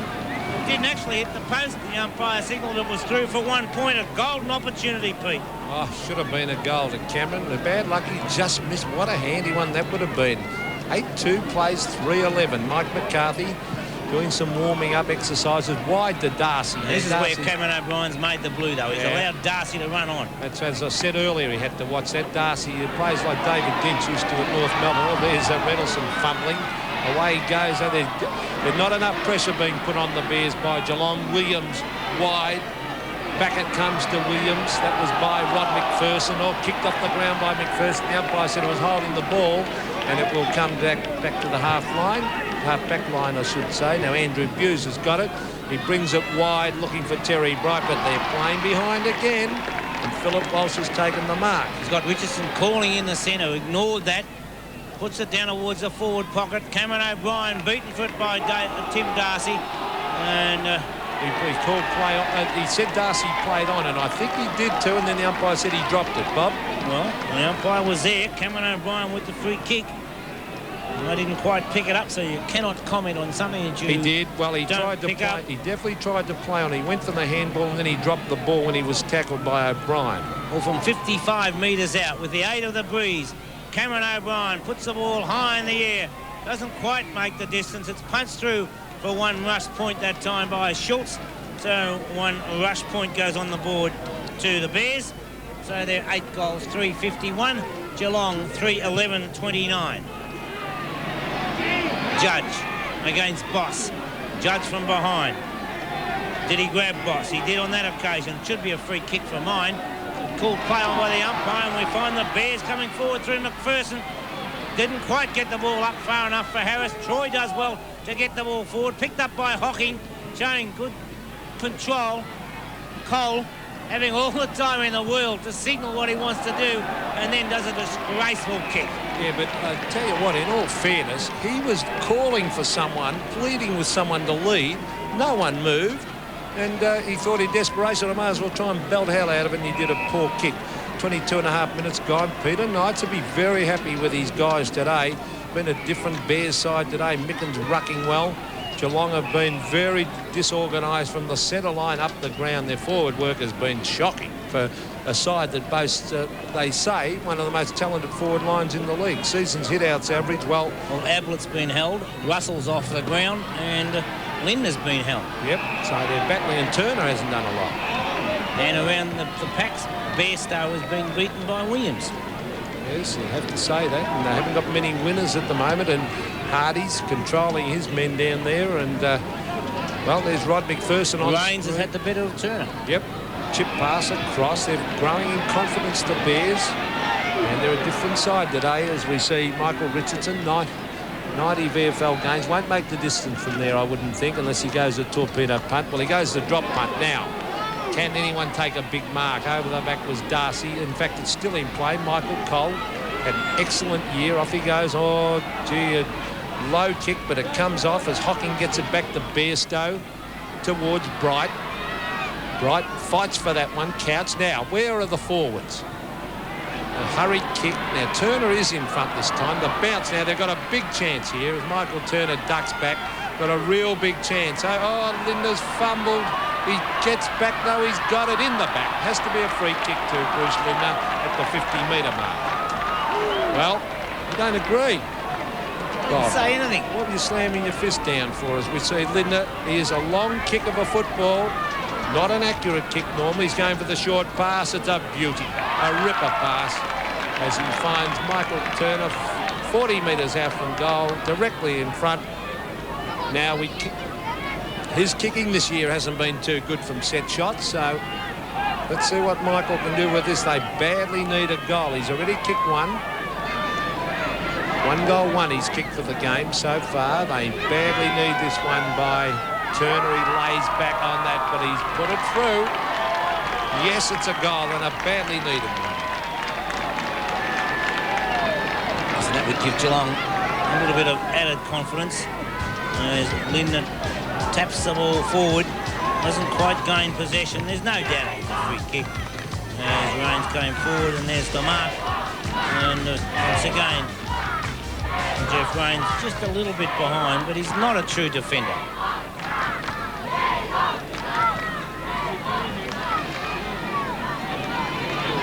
Bairstow gets a hand pass out of the centre. Carlson does well to pick the ball up, floats the ball forward, punched away, but well recovered by Troy. A quick hand pass and a good tackle by Carlson. That's excellent football. He's allowed to play on, but he should have gone back for his kick. His hand pass taken by Schultz, who floats the ball forward. That's a good mark to Reynolds. 15-metre penalty too will bring Reynolds down near towards the centre of the ground. Next goal is very important. If the Bear Hall, they've got the loose man in McCarthy. He's just come on the ground. He goes for the torpedo punt. Darcy should mark this, or is it Schultz? Let's see who it is. As we get the close-up, it's Michael Schultz, in fact, taking that mark, and that has to be 15-metre penalty. No, it already was, and that'll be another one. Well, Schultz from half-back. The umpire's called play on. Well, over to Cole. Back it comes to Boss, to Hocking. Hocking wide. Oh, 2-on-1 here. Over the back of the pack is Christensen. Oh, good play, Hardy. Tremendous play to Richardson. Michael Richardson, good shepherding there by Carlson. Richardson, a short pass. Two former Magpies combining it with Williams. Getting it back towards Mark Withers. Withers with a high floater. Now, Judge, could be a goal. It is. Yes, good shepherding by Kenny Judge, and it's a goal to Mark Withers. The first goal of the game to Mark Withers. I would imagine the first goal that Mark Withers has kicked for the Brisbane Bears. He played 32 games with Melbourne, and the replay shows Mark Withers steadying, straightening up, and from 55 metres out, and Ken Judge stood his ground well to make sure that Tim Darcy couldn't get back to touch the ball. So it's 9-3-57. Geelong 4-11-35. 22 points to margin. 22 points in favour of the Bears. No clear one from the centre. It's taken by Buse, who's been quiet today. Under pressure from Dale Dixon right throughout. Punched away, but a free kick has been found. I wouldn't have paid that. No, I agree. I thought he should have marked it, Terry Bright. Jack Edwards' friend, Terry Bright, puts the ball forward. Taken by Lindner, a snap towards goal. He's hooked it. Has he hooked it too far? Yes, he has. 1 point, so it's 4 points on the board to Bruce Lindner. He's got to do something about his kicking, Bob. It's getting beyond a joke now. He's just misses far too many easy shots for goal, Bruce Lindner, as we see coming from full back is Brad Hardy over the top. Geelong badly need a couple of goals before half-time, but it's getting very close to the siren. Kicked away by Withers. Mark Williams is in after it, but the umpire, Shane McDonald, will come in and bounce it. 28 minutes have gone, Pete, and it's still 21 points in favour of the Bears. So it's been a great half for them. Tremendous half, and well, it's good to see, because a lot of these guys have had a lot of criticism during the year for their performances, and they're certainly playing well today. Not from me, of course, that criticism. 21 points. It's not an insurmountable lead, that, of course, and they need a few more, because Geelong are the sort of side with that forward line that could come out and kick 8 or 9 or 10 goals in a quarter. The next quarter is going to be absolutely vital to the result of this game. They've got to get more out of guys like Ablett. Geelong's all-time record, 1-8-50, lost 8-07, so nearly even Stevens there. Banfield, it was a free kick to Michael Richardson before Banfield grabbed it. It's on centre wing. Richardson, Judge has made the lead. Also Steve Reynolson. Oh, Geelong are not picking up their men. They're not playing hard enough or close enough, and Johnny Devine will give them a real serve at half-time, because that's one thing he did do, was play the game hard. There's O'Brien in front. Over the back. Not reading the wind very well, the Geelong players. Troy is in on top of it, and in will come the umpire and bounce it. The umpiring's been pretty good in this quarter after a pretty ordinary first quarter performance by both of them. There's a siren. If ever I heard a caller in action. Yes, I want to get to the umpire's call, but they have done better in this quarter. 9-3-57, the Brisbane Bears, and a very good half. A leading Geelong at half-time. 4 goals, 12-36. Well, during that quarter, we saw the Bears add 4 goals, 3, whilst Geelong put 2 goals, 5 onto the board. An 11-point margin at quarter time has been stretched to a 21-point deficit to Geelong at half time, and the Bears fully deserve their lead. They've got kids like Carlson on the wing, well on top there. They've got Dixon against Buse, who's really quietened Andrew Buse. Dixon hasn't been a damaging player himself. Mark Williams has done an excellent job against Mark Bairstow. At the other end of the ground, Gibson, Rains, Hardy have all been good defenders. So too Campbell, Reynolds-son, Waterson. The Bears have, they fully deserve their lead. 12 scoring shots to 16, but some of those 16 scoring shots have been rushed through, and the Bears, they'll go in there at half-time with delight with their effort so far, but Peter Knights will be doing everything he can to really settle the Bears down and make them realise that there is still a half a game to go, and they are up against a very talented forward line of the Geelong side. Half-time here at Carrara. Brisbane Bears 9-3-57. Geelong 4-12-36. Who has booted the round's most brilliant goal? We'll find out when we return to Super Sunday Football. Out in search of the great Aussie goal. Beckett, nice looking left foot kick, won't quite make the distance. In front, Segler should have taken the mark, couldn't quite grab it on the second bite. Brad Hardy snaps, 2 goals to the Bears. Ball high in the air, punched away by Fairley, intercepted by Bernie Harris. The hand pass over the top to Richardson, straightens up. Can he give the hand pass on to Williams, who taps it out to Beckett. Beckett straightens onto the left foot, puts it forward. Great goal, Bears. Up in front for Salmon, got his big hands to it too. There's Miles, gets it over to Main Waring. He was nearly unloaded by Walsh. There's Merritt, he gets it across to Salmon. Salmon onto the left foot, fires, and Paul Salmon has put it through for his 5th. What a great goal. Chance behind for Essendon, swooping on the loose ball is Keane. Sockers it out of mid-air, it's running goal with Izzard. Hit the lines with the goal post, he's kicked the goal. Great courage by Alan Izzard. He might go the torpedo punt kick here. If he gets onto it, he could kick it. There's a high floater. It comes back. Oh, it's a mark. Yes, a good mark. And I'll tell you, he kicks it over his head, did he? He took a chance there. About going back to Cunningham. Now he's undecided. Hoisted high down towards the 50-metre line. Izzard, the leaper from behind, couldn't hang on. Now a chance for Cunningham once more, hugging that boundary around the outer side. Kicks a sensational goal. A long hand pass out wide, looking for Williams. Moving in slow motion. Tackled by Foster, he taps on well. Healy, they combine well. Williams has got it back again inside 50 metres. Goes for goal with the left foot and puts it through. Only 3 or 4 metres around from the Footscray goal. They're doing all the attacking. Oh, sensational roving by Royal. Bangs it through for another goal to the Bulldogs. Up over the top, Kappa can't mark. Goes after it again. Purser, here's a chance for Holden. He hands it to Murphy. Murphy's kick over his left shoulder is a goal. Oh, all alone in the middle. And the long kick into the pocket. Can Grant get there? He can't. Whitmar, Lowe's by himself. Lockett can give it back to Lowe. He did. Lovely stuff. Oh, a class piece of footy. Fitzroy with men at work. Gale's handball's muffed. Whitmar was the man who did it. He picked up brilliantly and snaps. Oh, great play.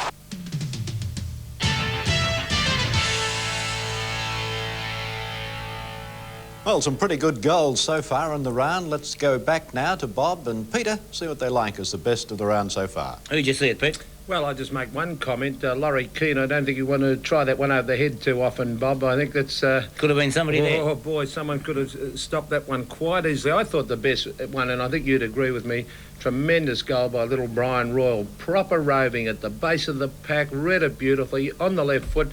Tremendous to see a rover doing a rover's job. I'd certainly give it to Brian Royal. That's the winner, Ken. OK, that's a great judgment too. Thanks very much, boys. OK, we'll take a break. Back with you in just a moment from the VFL Sports Centre. Sunday football, and Carlton and Collingwood are doing battle at the MCG today. Let's take you there now and see some of the highlights of that game. Lining up at fullback. Big job for him. To half forward, that was a fine lead in the pass. First shot at goal for the afternoon. Ogier won't quite make the distance, and Fellows, good mark. The big fellow started off well, and if he does start well... No, it's a goal! Not played. Gallagher's got the goal. Hurt his knee too, Peter. Mackenzie swings it to the members' side of the ground. Fellows, a good mark, not paid, but ricochets off Madden back to him. Fellows, a beautiful deliverer of the football. Chance for Taylor. No mistake. He could take another bounce or two. He goes up towards half forward, kicks it into the pocket looking for Taylor, and Taylor takes the mark for Collingwood. 50 metres, second mark for Darren Ogier. Here's a chance for Madden. Comes loose, goal, Blackpool.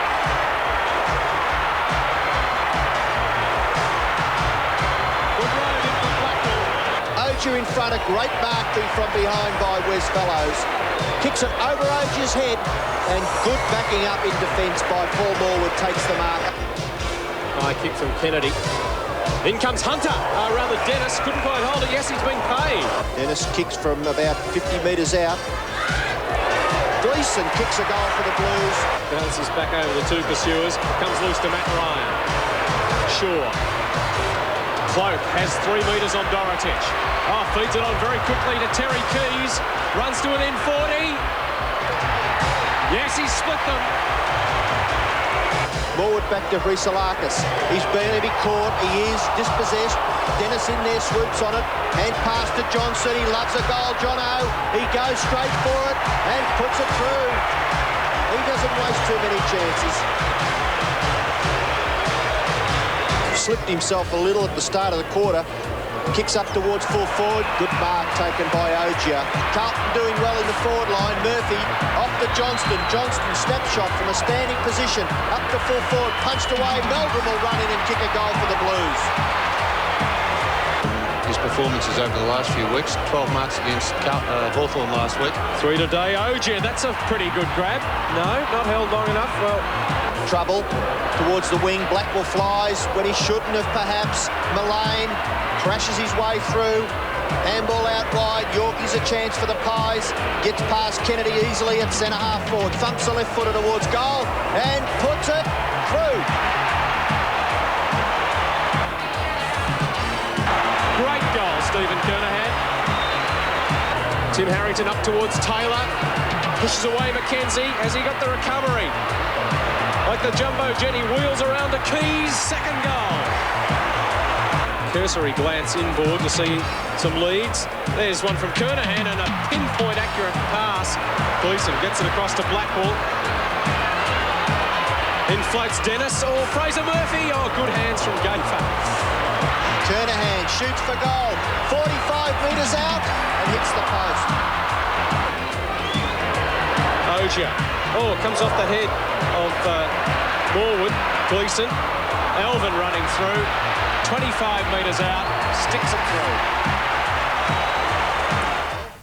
Here are the quarter-by-quarters at the MCG, and the Blues 5-3-33 to 4-4-28 at the end of the opening term. They now have a 32-point margin in their favour, 12-9-81, leading Collingwood 7-7-49. Well, the controversy has been raging over recent weeks about whether or not South Australia should in fact enter the VFL competition. And last week on the program, we showed you the thoughts of the people of Melbourne as we interviewed them in the streets of that city. This week, as suggested by Bob Skilton, we travel to Adelaide to do the same thing. And the question we put to the people of Adelaide is, should South Australia come into the expanded VFL competition? You know, we're a force to be reckoned with, I believe.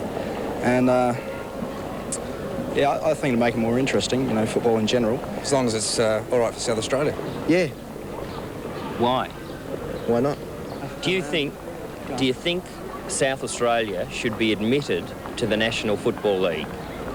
Well, not really, not now. I think they should stand out of it. It's a short-term setback, but a long-term advantage.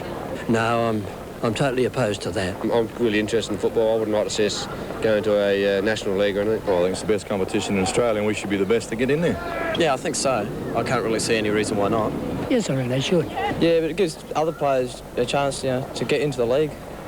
And then you've got your best players playing for the state. Yeah, why can't we be just as competitive as the Victorians are? For years, they've been the tops in the football. I don't see why we shouldn't be either.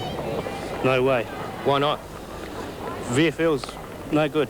Well, it's a matter of survival of state footy, I think. I'd like to see a team in there, but I'd also like to see a us maintain our local competition in some strength as well. No, I think the Victorians are trying to just make things better for themselves. Like, they're a bit power-hungry megalomaniacs, and I think the league's pretty good as it is right now. Are you sick of this whole topic? Yeah, just about, yeah. Well, there you are, fellas. What do you think of that? I think most of the South Australians would like to be in it, but it was interesting to see, and that gentleman who said that let's hope our own competition doesn't suffer by it. There were some excellent games yesterday in the Western Australian competition, and if we are going to have a truly national competition, then South Australia will have to be there. I think it's inevitable they'll be in it, and I think they'll be in sooner than we imagine. I think their local competition inevitably will suffer, as all local competitions do when you have a national competition. Well, I think it's a while off yet. I thought perhaps the most intelligent comment came from the lady. It's a short-term problem, but the long-term advantages are what it's all about, really, isn't it?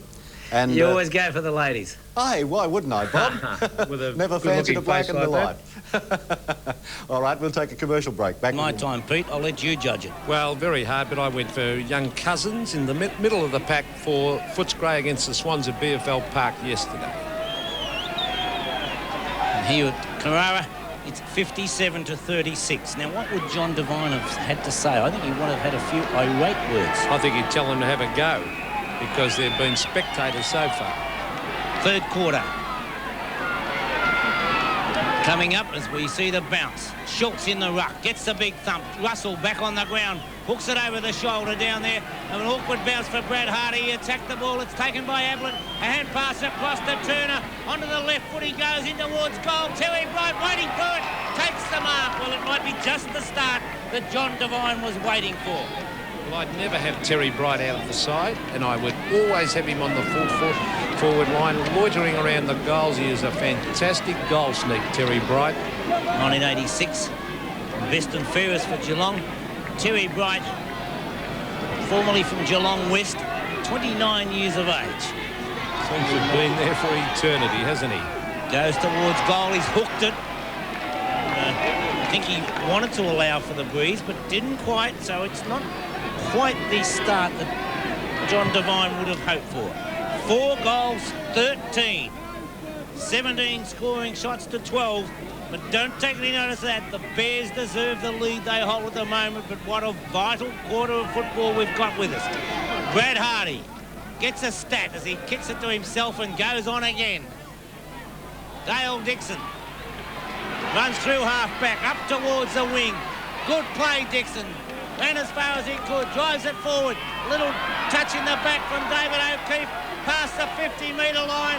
Hooks it across, though, no score. And Tim Darcy takes it now, gives the hand pass over the top to Marty Christensen from half-back. An awkward bounce, but still goes for it again. This time lose it. Or will he lose it completely? That he does, as Richardson picks it up. He should have learned from the first one. Richardson now with a nice piece of shepherding. Hooks it back towards half-forward. David O'Keefe from behind has taken the mark. That is inconsistent umpiring. Stoneham before took a mark in exactly the same position. He didn't play it. You are kidding. That bloke didn't touch it. I'll tell you what, that if that's not inconsistent umpiring, I don't know what is. And Johnny Devine, no wonder he looks disgusted. Well, for mine, it's inconsistent commentary from you, Peter McKenna, because the guy has to touch the ball. I'll tell you what, Bob, earlier that one in the second quarter was exactly the same thing, and he paid the man in front. No way. The guy in front did have his hands on it. As David O'Keefe lines up for goal number 4 against his old club. Puts the ball forward and full points it is to David O'Keefe. Where was he? Don't tell me he took the best one-hander of all time. He's got a hand on the ball. It's no mark, Bob. The other guy had his hands on it too. Well, you saw it there. It's in replay. It's clearly that Stoneham had a hand on it. And it's a goal on the ball. Micken gets it down. Williams gets the hand pass out wide. Taken by Walsh. Walsh drives the ball forward. An awkward bounce that time for Richardson, and it's picked up by Cole. He's well tackled by Bernie Harris. The loose ball picked up by Walsh. Walsh tackled, loses it completely. Still in it. It's on behind play with Williams and another player. It looked like White. Coming through was Rains, doing well in defence. Rains almost threw the ball forward. It's picked up that time by McPherson across to Micken. Taken by Carlson. Carlson steadies, goes short, and a lovely mark taken by the diving Bernie Harris. A hand pass across to Williams, and Mark Williams should kick this. He has. And the Bears Bears are on fire. Beautiful football that was. And Mark Williams has put it through for his second goal, and now Geelong are under extreme pressure. Mark Williams being spoken to there. It was a goal nonetheless. Andrew Buse coming across towards Williams. It's 69 to 37. 32 points the margin. What a vital piece of play, Pete. Yes, well, there's Mark Williams in replay, and oh boy, that's put the pressure on Geelong. The Bears have played particularly well into the breeze, and there's an excited young supporter, and rightly so, because the Bears are putting in a terrific performance today. 11-3, 4-13, but that is not an indication because the Bears have played much the better football, and Geelong have had a lot of spectators, and I think their forward line is to take a lot of the blame, Bob. Oh, look, Gibson's done a great job against Lindner, Rains against Turner, Hardy against Cameron, and down there, Campbell against Abel. There's everything you like. As Rains once again beats Turner, drives it long towards half forward. Up they go, and the mark taken by Judge. No front man has been paid, and so, go on, Pete, comment. Well, there's certainly no mark to Judge, Bob. The mark's been taken for Geelong by is it Bairstow? Let's have a look who it is. At half-back with there's a Darcy. In fact, it's Tim Darcy towards half-forward Lindner. Gee, they're misreading it on the forward line. A hurry kick. Is it a 15-metre penalty? No. Bright waits back. Oh, good football that was in defence by Matthew Campbell. Beautiful play to Micken. Micken wide to Walsh. Walsh on half-back flank. They're playing good football, the Bears. A short kick. The centre of the ground, Darren Troy waits back and for Hocking, his teammate.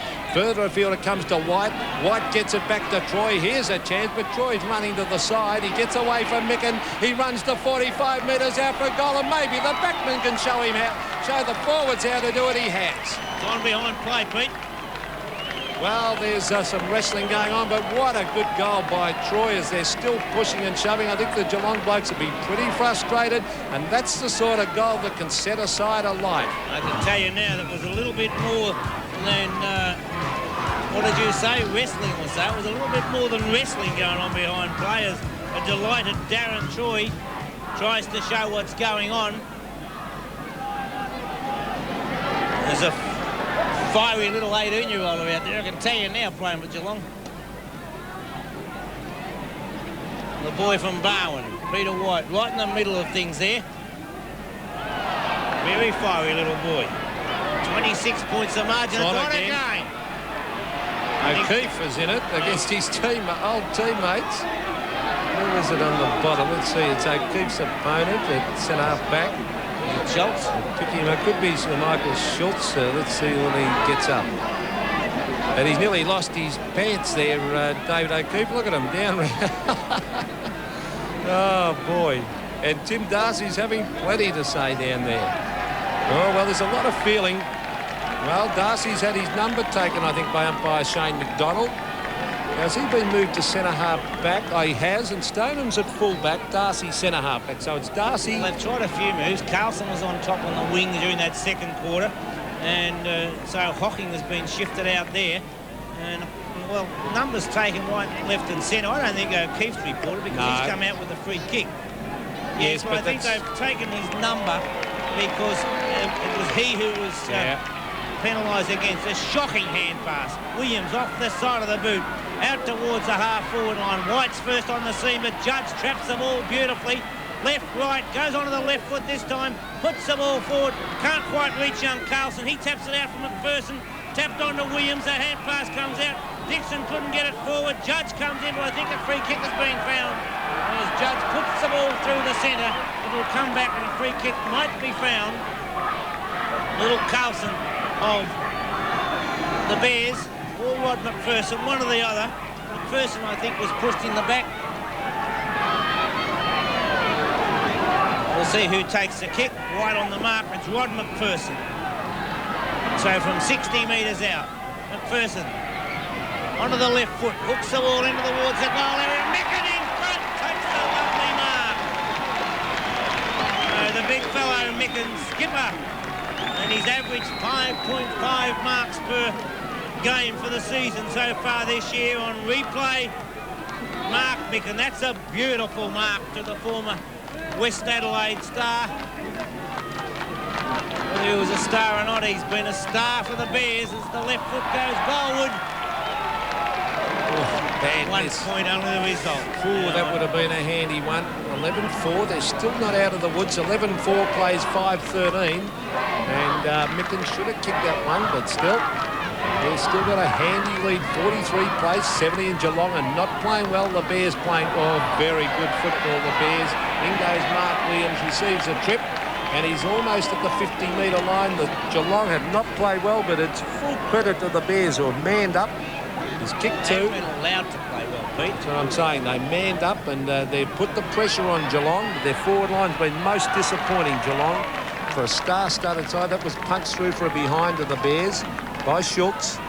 11-5, plays 5-13. Now, Pete, they came up knowing they were going to stay here till Tuesday. Do you think they've already treated us a holiday? Well, I know that there was a lot of talk about there being a mid-season break and a holiday on the Gold Coast. And I agree with that. Yeah, and but I think the players thought it was going to start before last night. Well, there's Michael Cole, wide, looking for Darcy. It's good to have a running player at half-back, and I think that's a good move to move Darcy out to centre half-back. Dwayne Russell fighting for it. Might have been held there. He was sent the umpire on centre wing.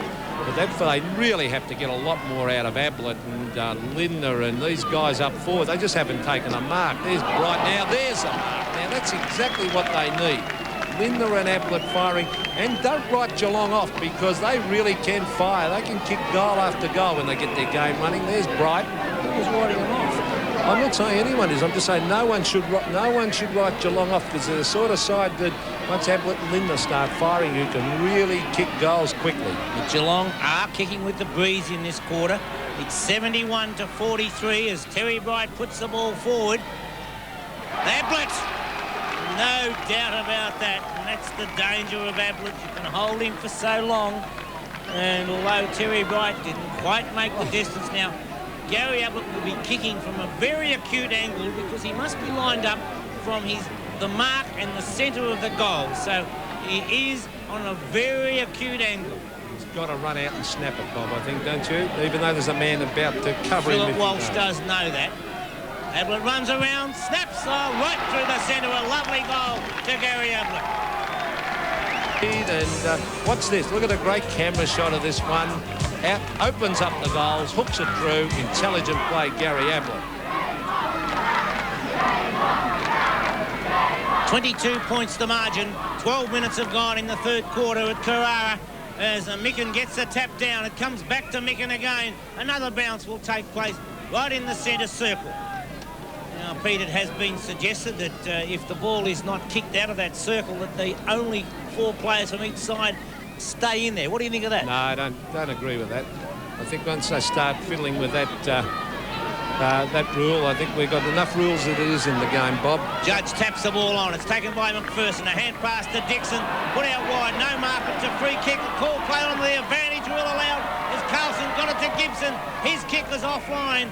Over the boundary line it goes. The throw-in to take place. The funny thing is, they did play the advantage rule, but it really, in a way, it wasn't to their advantage, was it? I'm not a big rap for the advantage rule. I think on too many occasions it's not an advantage.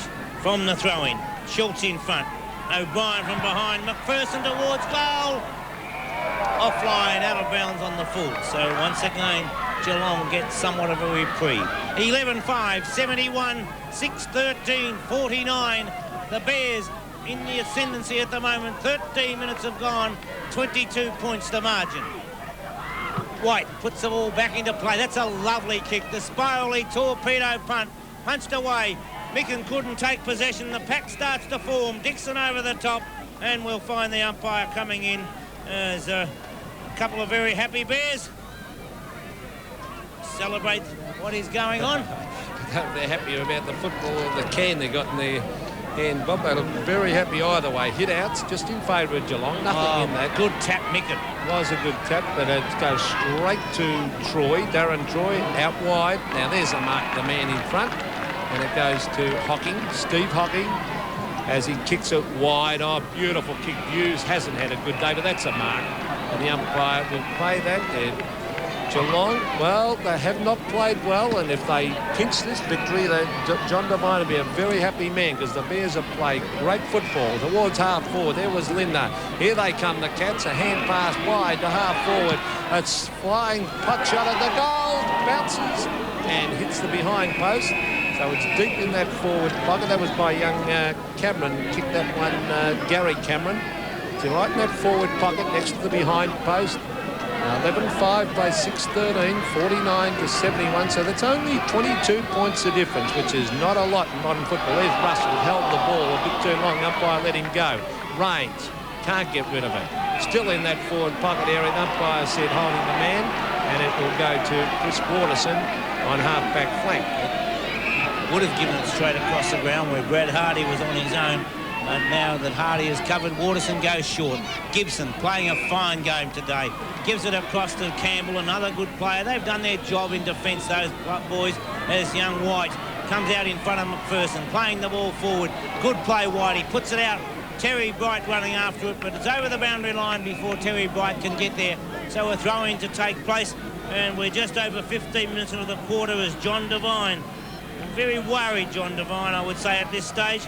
Russell against Reynoldsson. The loose ball comes over the back. Hocking with a hand pass. It's taken by Bright. Back to Hocking from 50 metres out. He goes goalward. 1 point the result from Stephen Hocking. Once again, a bad miss, although he was on the run, but this has been one of Geelong's best players, yeah, Hocking. The goer, Steve Hocking. That's only 21 points. If Geelong kick a couple of quick goals, they'll be up with the Bears, and we could have a ding-dong last quarter. But the Bears, of course, will come home with the breeze in the last quarter. There's Campbell, wide, 2-on-1. Could have been a free kick to the Bears. It was. Advantage rule is paid to Carlson, to Mark Williams on half-back. He's got a chip pass across if he wants to give it to Michael Gibson. And Gibson, here's a big chance with a hand pass to McPherson, to Philip Walsh, who's dropped the centre in when McPherson. Good play for Geelong on that occasion was by Cameron. Number 36, David Cameron, off the side of the boot, and a gutsy mark taken by Bairstow at centre-half back. They really mucked that one up, the Bears, as Bairstow puts the ball forward. Oh, it's a good effort by Carlson. He stood his ground magnificently there.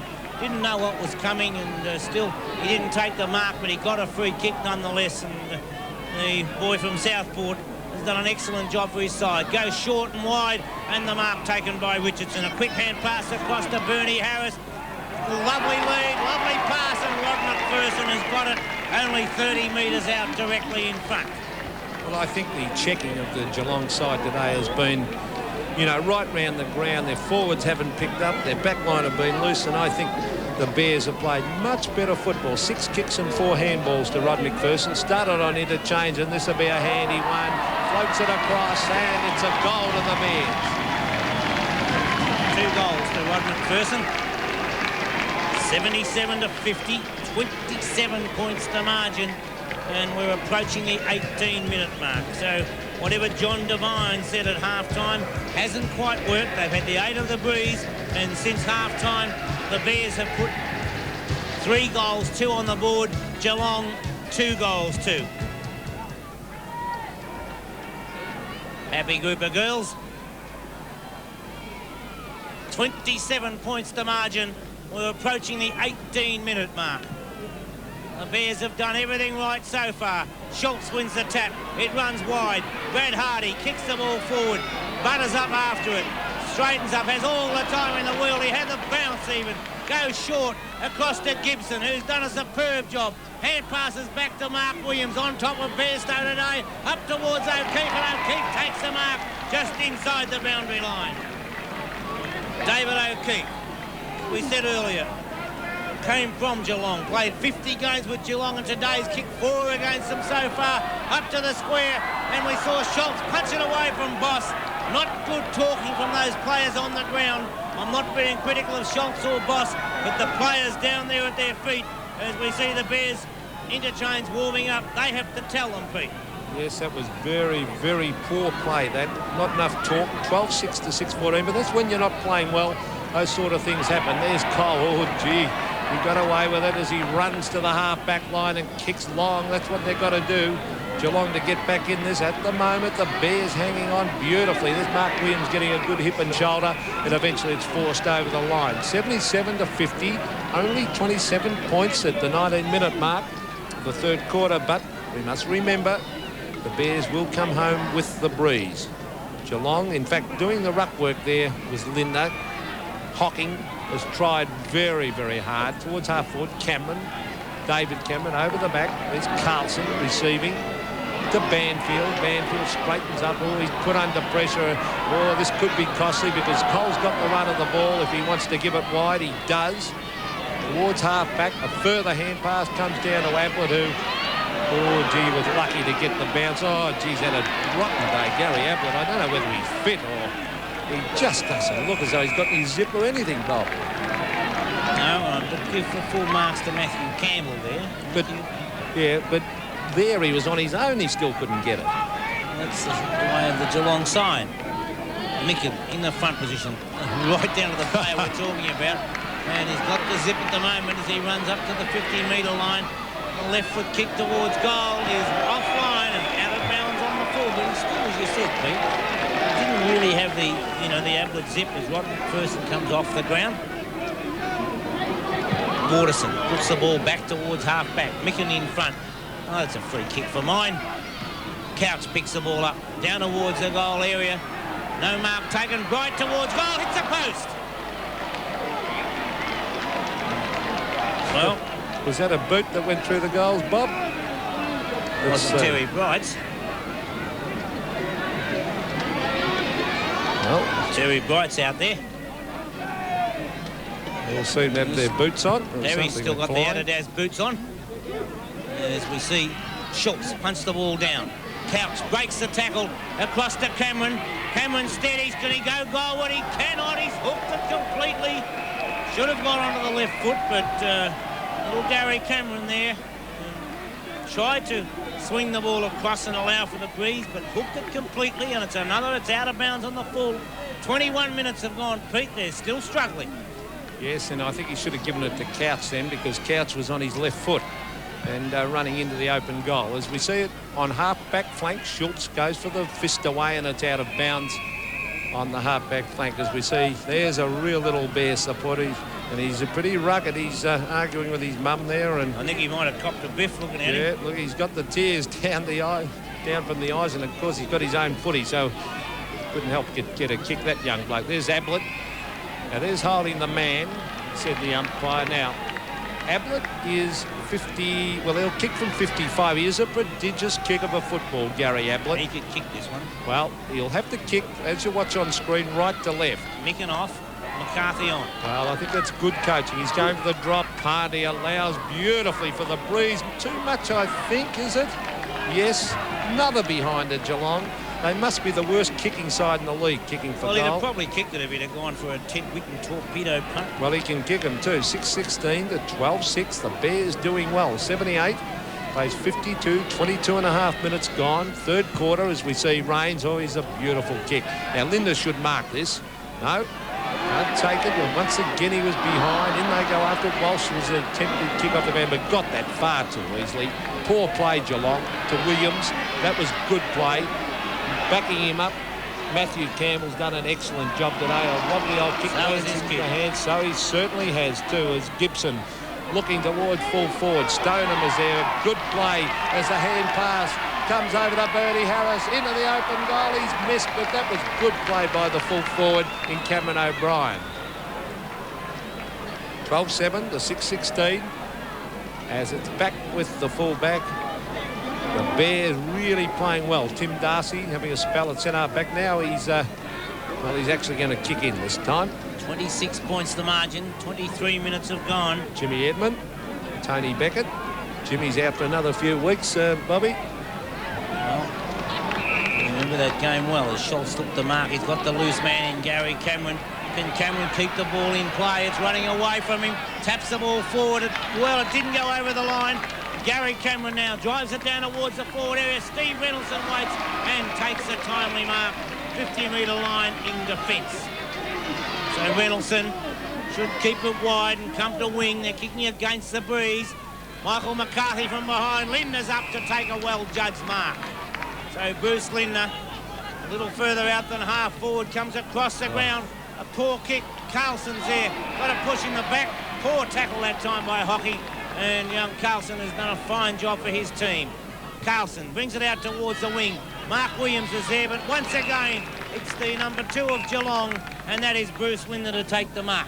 Now, that is one occasion where the advantage should have been paid because the ball came loose to Hughes and the umpire sent it back. I can't work that rule out as the kick comes out Ablett. Now, he is on the 50-metre line, and I think you can put down your glasses as far as the distance goes. It's a matter of accuracy here with Ablett. He's already kicked one, has had a very ordinary day. 1 goal, 2. Now, let's see, he'll go for the drop punt. And he allows for the breeze. It floats away again. Did it just make it? Yes, it did for a goal. Fully deserve their lead. 18 scoring shots to 23. Geelong having the most scoring shots, but it's 21 points to margin. 47 goals to the season to Gary Ablett. And I personally think that Geelong need another 2 quick goals just before three-quarter time, with that strong breeze blowing down the other end, although you can score goals either end. Now, centre of the ground, Banfield, the only one who went out for that one. Cole waits back. Oh, took his eyes off that. Bernie Harris takes it away, and this will be a goal to the Bears. Shocking play by Geelong. Good play, Bears. Bernie Harris puts his first goal on the board.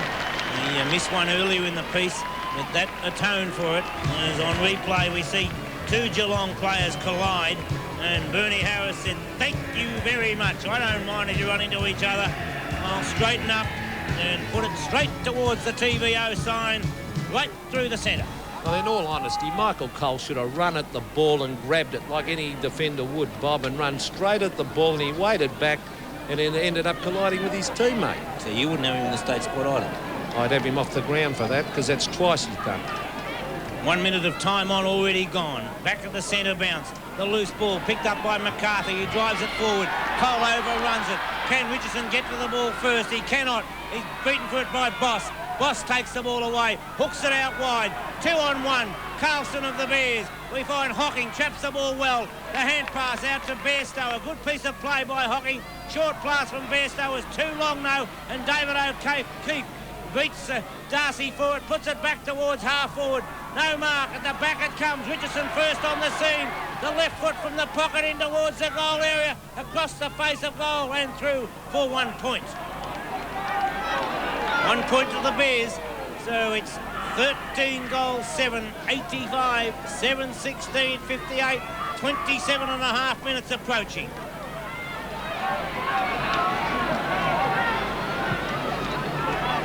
Bairstow brings it in towards the centre, but Rains takes a nice mark. So Geelong's disposal, their desire, in fact, has left a lot to be desired. And I was critical of Rains playing down there earlier, but he's done a superb job against Turner.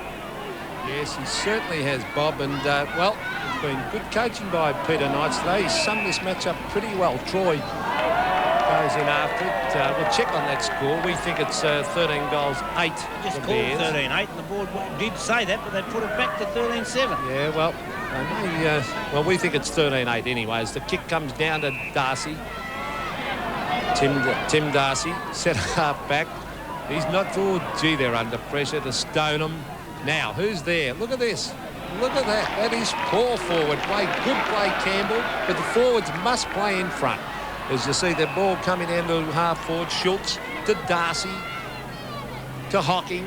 Hocking underneath the ball, goes in after it again, Steve Hocking. He hasn't let them down. A hand pass comes back to Hocking, and he's really trying hard, Steve Hocking. Now, at the back, a chance of Russell was in front. Oh, Hardy, good football to Williams. Back it comes to Reynoldsson. He'd be enjoying this today, Steve Reynoldsson. As he runs up the ground, Hardy's hurt behind the play. We'll pick him up in a moment. Banfield to Dale Dixon. Oh, beautiful football, the Bears. Dixon running up and Banfield running up the ground to Richardson. Richardson will straighten up 35 metres, hooks it back, and it's a goal. It's another one to the Bears, and I think Geelong are in big trouble now. Statement of the year coming from my co-commentator Peter McKenna, as Brad Hardy still in the hands of the trainers. The replay shows Peter Banfield couple of bounces. The hand pass across to Richardson. Very little pressure, and Mike Richardson, a lovely goal nonetheless, into the breeze, and it's 91-58 in favour of the Bears. We're approaching the 29.5-minute mark of this third term, and the Bears fully deserve to be where they are. I'll say they do. It's been a great performance this by the Bears. We see the rainbow in the distance. We've been lucky. As far as rain is concerned, it looked very, very dark earlier and looked like we might get a shower, but we didn't get it. There's White getting it across to Darcy. Gee, they need someone to fire, and badly. Paul Couch has been a quiet player. Long kick out of position with Russell. He ducks back. Here's a chance for Ablett. It's fisted away. Now, as we see going in after it is Blaine Russell, he hooks it back, but he's badly missed and very, very wide, and in fact hit the post on the full, so it's out of bounds on the full. Hit the behind post, that was. Brad Hardy, been a solid player in defence without being spectacular. Back pocket is Bernie Harris, a short kick. Finds Waterson. Another short one. They're just keeping control, and it doesn't come off this time as charging through was Bairstow. There's Adam Garton, who played a couple of matches at centre-half forward for the Bears and is now playing in the local competition. Got an admirer sitting next to him there, Bob. Very nice. As McCarthy puts the ball down. Dixon coming through. Hocking puts him under a bit of pressure, and over the line it goes. Can't be too far from the three-quarter time siren. It's 91-58, so it's 33 points to margin. McCarthy takes it, gives the hand pass across to Gibson. Gibson in towards the centre. Too high for Cole. Forcing the ball forward is Troy. He traps it, gives the hand pass out wide, where we see Schultz is coming. Boss, I should say, has come down from the defence. Pushed away by Russell. Was a big foul in Reynoldsson. Ablett snapped towards goal, but he's offline. 1 point the result. So Gary Ablett has kicked 2 goals, 3 out of 7-17, and it's 14 goals, 8, 92-7, 17-59.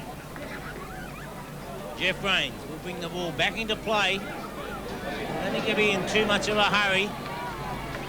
He'll be waiting for the siren.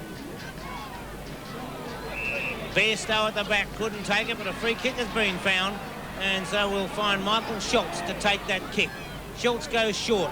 The lead coming, but Rains, Turner was too high. Rains gives a hand pass out wide, and we find Matthew Campbell racing away. Ablett chasing him, but Campbell puts the ball up. Richardson came in, should have taken it on the half volley, but took his eye off the ball. Troy puts a short kick forward. Waiting there was Couch, but good play by Banfield. Couch comes back, goes forward, offline, and dribbles over the boundary line, and a throw-in to take place. 32 minutes have gone, 92-59, 33 points to margin. Delighted Bears supporters, I would say. They put up a great performance today as Ablett grabbed it. It's taken by Cameron. He breaks through the tackle, gives a hand pass across to Russell, a snap towards goal. 1 point only the result. Well, for a side that's supposed to have the best forward line in the league, this has been a very ordinary performance. And full marks to the Bears, 14-8 to 7-18, 7-18, yes, Ben Harris, and built like an American quarterback. He's also got an admirer there with him. Geez, they're doing all right up here, Bob. These Bears fellas rip into them, Bears, and they've certainly done that today. Ben, a delightful young bloke from Port Adelaide. He's out injured with a fractured foot at the moment, but he'll be in the side when he gets fit. He's a very promising player. And there's another good quarter by the Bears as the siren has sounded. The Cats in all sorts of trouble. Great effort by the Bears. They're on 14-7, 91, leading Geelong. 7-18, a total of 60. For the quarter, 5 goals, 4 to 3 goals, 6. And at half-time, let's go back to quarter time. The Bears have led all day. It was 11 points at quarter time, 21 points at half-time, and currently it's 32 points in favour of the Bears. So it's been a magnificent effort so far. Jeff Rains coming across has done a superb job against Turner. Three-quarter time scores. Brisbane Bears, 14 goals, 8, 92. Geelong, 7-18, 60. To the high one, Kappa from behind. Oh, he misjudged him. That's a good mark. The left foot. Oh, what a mark. Taglia's high kick towards Beasley, and he takes a mark. O'Brien takes a lovely mark, used his body well. To win, send your entries to Australian Airlines Mark of the Day, care of TVO Box 666 GPO 4. Was led by 11 at the opening term, 21 at the long break, and 32 at three-quarter time. 14-8, 92 leads 7-18, 60. Turner and Ablett have kicked 2 goals apiece for Geelong, while for the Bears, O'Brien has kicked 2, O'Keefe 4, Williams and McPherson have kicked 2 apiece. Well, let's now take you for a look at the highlights of the game being played at the MCG between Carlton and Collingwood. Front position and the mark to Fellows. Tim Harrington saw Dorotich bearing down, but Parisa-Larkins did very well. He flew for the mark, then recovered, and got the handball out to Yorgie. High ball to half forward, mark taken by Turner, dispossessed by Kernahan, 15-metre penalty. Ryan, dispossessed by Robertson. Play on, and he has kicked a goal. Another umpiring decision. Blackwell couldn't take it with him. Oh, Harrington knocks out Parisa-Larkins. It's been a very good performance today by Collingwood, except for those errors that we've talked about. And there's Mullane, kicks a beautiful goal from 45 metres out. Robert Walls, Shaw, off to Mullane. Filkey can draw the man, now goes himself, outside 50. Taylor, goal. Number 3 for BT. In support, Kennedy runs on and kicks it wide, looking for the captain, Kernahan, but a sensational mark taken. Dorotich can't mark. Mullane, he's a great player, Darren Mullane, keeps his feet well, looking for someone to give it to in a better position. This time it's Filkey. 45 metres out goes bang, and it's close, it's another goal. Big crowd at the MCG watching the match between the Blues and the Magpies, and at three-quarter time we see the Blues 17-10, 112, leading the Magpies 11-14, 80. That's the situation there. Let's return you to our commentators now at Carrara for the final term in today's match of the day between the Bears and Geelong. Well, it does just show how you can be fooled by the highlights, because watching the highlights, I thought Collingwood were back in business. So did I. I got excited about that. It just didn't quite work out that way, but I can tell you now, Ken, the Bears are in business here. 32-point the margin, and Geelong are kicking into a breeze that hasn't slackened. Before the game, we said it's at least 3 goals, so it'll be a great performance if Geelong can get back from here. So far, it's been a magnificent performance by the Bears. There's the bounce, and we must say to the viewers, if Flanagan is off the ground, that certainly won't help them. They didn't have him in the third quarter, which was certainly a real minus for the side. Here it is at half forward. Chance for Michael Cole. Hasn't had a good day. Over to Boss, who's battled hard. Wide to the racehorse in Tim Darcy. Darcy coming up the centre wing. They would certainly have to get the first couple of goals. They're going short again. Oh, gee. I reckon into that breeze, you've got to go long. Kick off the ground. Back it comes. It's like the old Geelong side. Peter White dives in on top of it, but Geelong were criticised for many years for going too short in their style of play, and I'll tell you what, it's the old Geelong style today. What do you mean, the Leyland brothers? The old Leylands, the 2 Nankervises, yeah, Ian and Bruce. But they were great players, though. Ian Nankervis is great connected player with Geelong today, and he was a magnificent back pocket, and they could do with him out here today. Hughes got the ball across to Ablett. Ablett hooks the ball down towards the half-forward line. Brad Hardy leads in the race for the ball. He's done an excellent job for the Bears today. Hardy taps the ball forward. That's worth a kick. He brings it over the boundary line, and a throw-in to take place. Hardy went down in that third quarter, and we thought he may have been injured, but Brad Hardy has been an excellent player down there. In fact, the whole defence has done their job. Micken. Reynoldsson takes it out of the... Slipped at the vital stage. Oh, lovely hand pass. It was too high for Dixon, but he was under pressure. And so Dixon, a blind turn. Cop one, gives it out to Carlson. Good teamwork as Carlson goes up towards the forward area. But a nice mark taken in the last line of defence by Stoneham. Barry Stoneham, the boy from St Joseph's, gets it up towards Michael Schultz. And a couple of local boys. Schultz from Grovedale, out to Boss. Boss in towards the centre. Marty Christensen waited for it. Philip Walsh didn't. Walsh goes on. Hand passes to Bernie Harris. He slips. Gets it out to David O'Keefe. Thought about hand passing. Now puts the ball high in the air. Cameron O'Brien coming from behind. Brought it to ground. Ken Judge goes after it. Picks it up. Will snap towards goal. Offline. 1 point the result. Kicked by Ken Judge. His first score for the Brisbane Bears. Vital one nonetheless. And it's 14 goals. 9-93. Geelong 7-18-60. Get them Bears, it says, and I think they might have them already. I think there'd be a big effort by Geelong. Well, I think you still might find a big effort. A couple of goals would make a big difference. Yeah, well, they'd want to play a lot better than what they have so far, and they're going into the breeze. Well, I'll agree with that. That's for sure, as Michael Cole brings it towards half-back. A one-out duel, good umpiring to let it go instead of playing those ticky-touch with one's couch.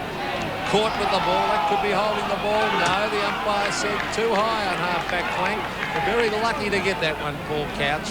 Ridiculous decision. Well, he's got it on half-back flank, and Paul Couch with the socks down. He's not sure where to kick. That's not a lot of possessions for Paul Couch. He normally gets a lot more than that as he brings it towards centre of the ground. Ablett is there. He's a long way out for goal. Gets back right in the bush, and not happy about that. The umpire says he was acting, I think.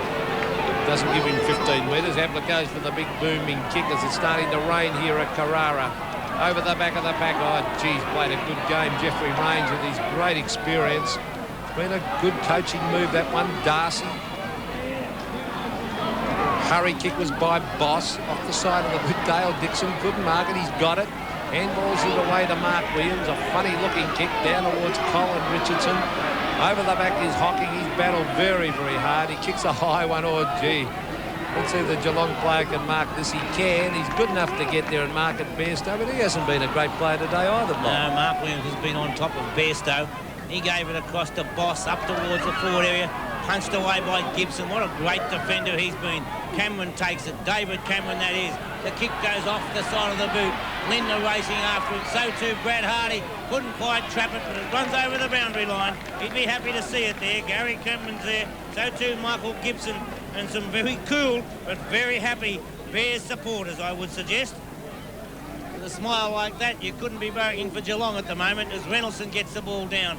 Linda and his opposite number 2 in Mark Williams. Williams traps it, comes back, causes a bounce to take place, so he'd be happy. Caught one too high, but Mark Williams has done an excellent job. The vice-captain of the Brisbane Bears were just about 5 minutes into the quarter.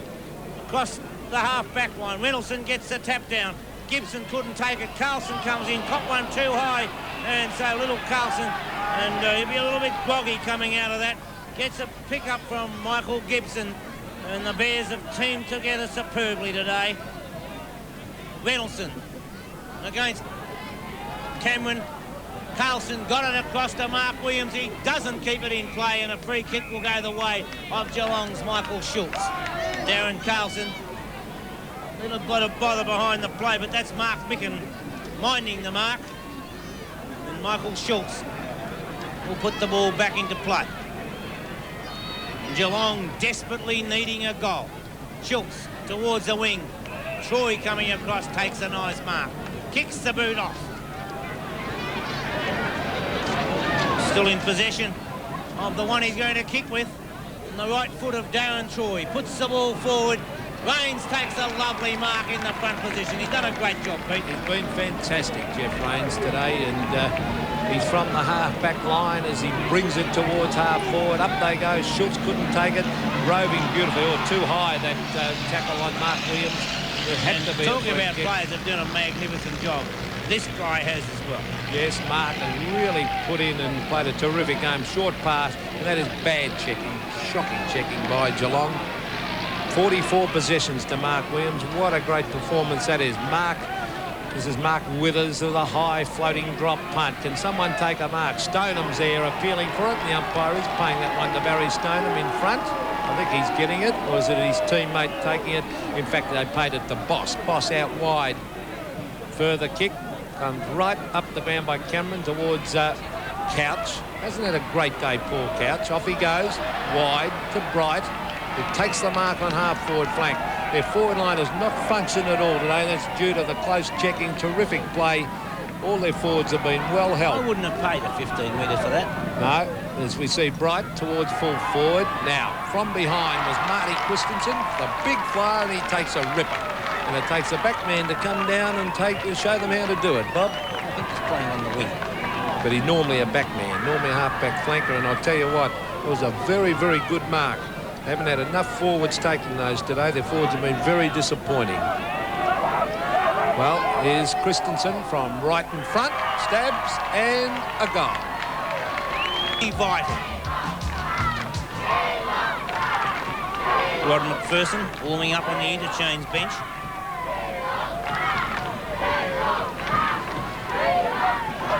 Well, it looks like we may get a little bit of rain, but I wonder whether the Bears would want that bit of rain, Pete. I don't think it makes that much. No, I think kicking with the wind, they wouldn't want it, of course, but at this stage of the game, I think they've got the game well in their keeping. 8, 9, 10, 11 goals, 3 goals, 9 behind. I suppose a couple of quick goals have put them under some sort of pressure. As we've seen Rains getting it down, in goes Buse.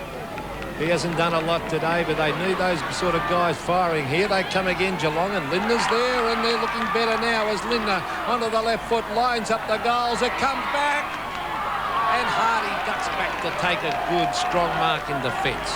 Brad Hardy has been an excellent player down there in the back pocket. It's good to see him coming back to his best form, hocking in front. Oh, that's a good mark. Called play on by the umpire. Carlson took advantage of it, gave it to Reynoldsson. Micken puts the ball forward. That wasn't a mark to hocking, I tell you, as we find Harris traps the ball well. Calling for it was Withers. Harris puts the ball across the ground. It's Stoneham and Cameron O'Brien, that is. O'Brien takes it. The hand pass over the top. Williams chasing after it. Tackled, loses it. Was held too long after he got rid of the ball. He may have put on a little bit of an act, but he was held nonetheless. And Mark Williams, kicking from 50 metres out with the aid of the breeze, could make it very, very hard for the Cats. Yes, and we apologise to viewers for interference to the picture. It's beyond our control at the moment. But you see the stats of Mark Williams, 17 kicks and 8 handballs. A great game from Mark, but... doesn't add up to 44. Yeah, so we've 34 possessions to... I thought 44 was a heck of a lot, but... well, it should have been up the other end. That was a disgraceful umpiring decision a moment ago. That marked the hocking. There's the kick from Williams. It's a terrible kick and out of bounds on the full. But I thought the marking decisions today have been a disgrace for senior umpires. It's in the back pocket with Michael Schultz. Schultz brings it to half-back now. Darcy can't take it. Oh, good hand pass from Richardson. Over to Withers. Oh, Steve Reynoldson's going to kick a goal. No, he isn't. Oh, he had his chance against his old club. Ablett, what's he doing down there? Over to Hocking. Wide it comes. Here's a chance for Kenny Judge. He can give it to O'Keefe, who's played an excellent game, David O'Keefe. In fact, for the Brisbane Bears, has kicked 4. What a good effort, David O'Keefe, as he brings it to half forward. Who can take a mark? No one, in fact. Press 14 possessions to David O'Keefe. The ball is kicked away from centre-half back to the line. They've still got Geelong on the defensive. Now, you saw that one there. Gary Cameron went straight for the boundary, and it's the Bears who lead by 27 points. Geelong desperately needing a goal. It's the Bears in attack as White puts the ball up towards centre wing. Ablett, not Ablett. Lindner was up, down before acceptances, and it'll be a free kick to Michael Gibson. Great job done by Gibson. Took a chance. Quick kick forward. It's trapped by Bernie Harris. Harris puts a high floating kick in the air. Who can take the mark? Great courage shown by Schultz. Richardson swoops on it, snaps towards goal. Full points! Tremendous goal, Bobby. Now look at that. Dropped the mark, but there was no one there from Geelong to back up. Richardson snapped it through. Great goal. 33 points the margin in favour of the Bears. Well, I would really call this the upset of the season if it turns out that way, and there's still plenty of time for Geelong to get up. Report. I know, into the breeze, 33 points. Now, that's if there is a report, that is a frustration report. I wouldn't report Michael Schultz. He didn't hit him. All he did was push him, and it was sheer frustration, I think, at missing that previous mark. Could be too, Bob. There's Mark Williams. Doesn't look very perturbed about things. Now, Mark's having his number taken, obviously offended against. I don't think that was a report. Pete, he pushed him away. Yeah, nothing serious. Well, and it was out of frustration. The player who'd missed the mark cost a goal.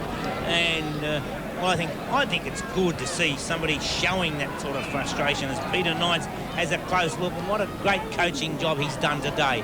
And I said earlier I disagree with a couple of his moves, but they've come off. And I have to lower my colours because everything Peter Knights has done today has been superb. Not to mention the job of his players who've carried out those duties. Yes, it's been a very impressive performance. In the last couple of weeks we've seen in flashes the Bears looking very, very promising, but they haven't been able to put it together. Here's Marty Christensen. Half forward to Lindner. Took his eyes off the ball. He was off before he grabbed it and then gave away a free kick to Philip Walsh. So Bruce Lindner has not had a good day. Wide it comes. This is Rod McPherson, formerly of Footscray, towards half forward. Of course, his brother is still back there at Footscray, Schultz and Darcy. Schultz kicks a high one. Oh, boy. We're in a hospital past that, but luck's a fortune for his teammate David Cameron because it went out of bounds on the full. Towards half forward it comes to Reynoldsson. He'd be enjoying this, he and O'Keefe. Off the side of the boot. It wasn't a good kick. Geelong still trying to get it forward. Oh, gee, they've been spectators today. First to the ball all day, the Bears. Hand pass to Mark Williams. Short chip pass. It was a bad one. Stoneham's done all right since going to full back. Stoneham's done an excellent job. Yeah, he certainly has. He's got on top of Cameron. Well, that's holding the ball, isn't it? Very, very lucky to get away with that. It was great courage by Gary Cameron, and John Devine will be happy with that, but very lucky to get the free kick. I'll say he was. I thought it was going to be red hot holding the ball, but Gary Cameron, a shocking kick. That is disgraceful play as it goes 20 metres. That kick, 20 metres straight to Mark Withers. Now, off the side of the boot, O'Brien caught behind Stoneham. Big fist away, but roving is it's Dale Dixon. A high one. Judge. Oh, good mark. Michael Richardson. They all stood back, pushing and shoving. Michael Richardson came in and took a slips catch. Great mark by Michael Richardson. And with a 33-point lead at the moment. And out of the blue came Michael Richardson. Great camera shot. 11 kicks, 5 handballs, and he's going for goal number 3. The kick from Richardson. It's a beauty. It spears the centre. But he'd be a very, very unhappy John Devine. There's the board. 105 to 66. 16 minutes have gone. Turner takes the ball. Short kick is smothered. Richardson breaks through. The hand pass out wide. Looking for David O'Keefe. Picks it up on the half volley. Puts the ball down towards the forward pocket. O'Brien. And it gets a bad bounce. Stoneham's first on the scene. Straightens up. Done a good job at fullback. Puts the ball forward. And the mark taken out there by Tim Darcy. Wanting to get the ball forward in a hurry. He knows that they must get a quick goal if they're going to be in there with any sort of a chance. Don't write them off because they're one of those sides with the Ablets, the Lindners and everybody else. They can kick quick goals. Hocking accepts the ball. Puts a high kick in the air. An awkward one. Punched away that time by Ablett, who was from behind. Dixon coming through. He's done a superb job today. A great turn of speed as he run too far. Yes, he has. He's put the ball down. I thought the umpire was going to let it go, and the other umpire came from behind and came to the decision over the top of it. He did run too far, but nonetheless, it's still 40 metres. Down at the right end of the ground. Micken off the ground. McCarthy on. The Bears chock full of confidence. Geelong badly needing a goal as Buse plays on from the centre up towards the half-forward line. Gibson from behind punches it away from Lindner. Lindner goes after it. Ablett picks the ball up towards the forward area. And a great mark from the last line of defence by Jeffrey Rains. Oh, gee, Michael Turner, I don't think has ever had a hiding like this, Bob. I think you'd agree. Rains has been magnificent. Only 7 kicks and 4 handballs, 6 marks. He's covered his man. He's done everything an experienced player, really showing the way that he is. As it comes wide to Dale Dixon, he's been a good player today, Dale Dixon. He'll go wide. Oh, Harris, gee, they're growing in confidence as the game goes. McPherson in the back. Oh, very crude tackle. A shocking tackle by David Cameron. Off they go. They pay the advantage. They pay the advantage rule that time. They're amazing, that rule. It's got me absolutely dumbfounded when they pay it and when they don't. Free kick, the Bears. Reynolson coming out with it. He should have taken the mark, but he's come out with the ball. And in the hands of the trainers down there, we do see Bernie Harris, but he looks okay. Telling the trainers he's okay. He moves away from the scene. And we'll go back to Steve Reynolson, who will be lining the ball up at goal. 105 to 66. Reynolson goes goalward. The goal umpire indicates that the former Geelong halfback, 83 games he played with Geelong, puts it through for 1 point. So 40 points the margin. 106 to 66. John Devine would be just wondering how he can lift his side. There's only about 10 minutes of play left to go and a 40-point margin in favour of the Bears. The Geelong bench, as young Cameron came off the ground, David Cameron that was. Darren Flanagan, who hasn't been on the ground, I don't think, since half-time. I don't know what is wrong with Darren Flanagan, but the curly hair just behind young Cameron is Darren Flanagan.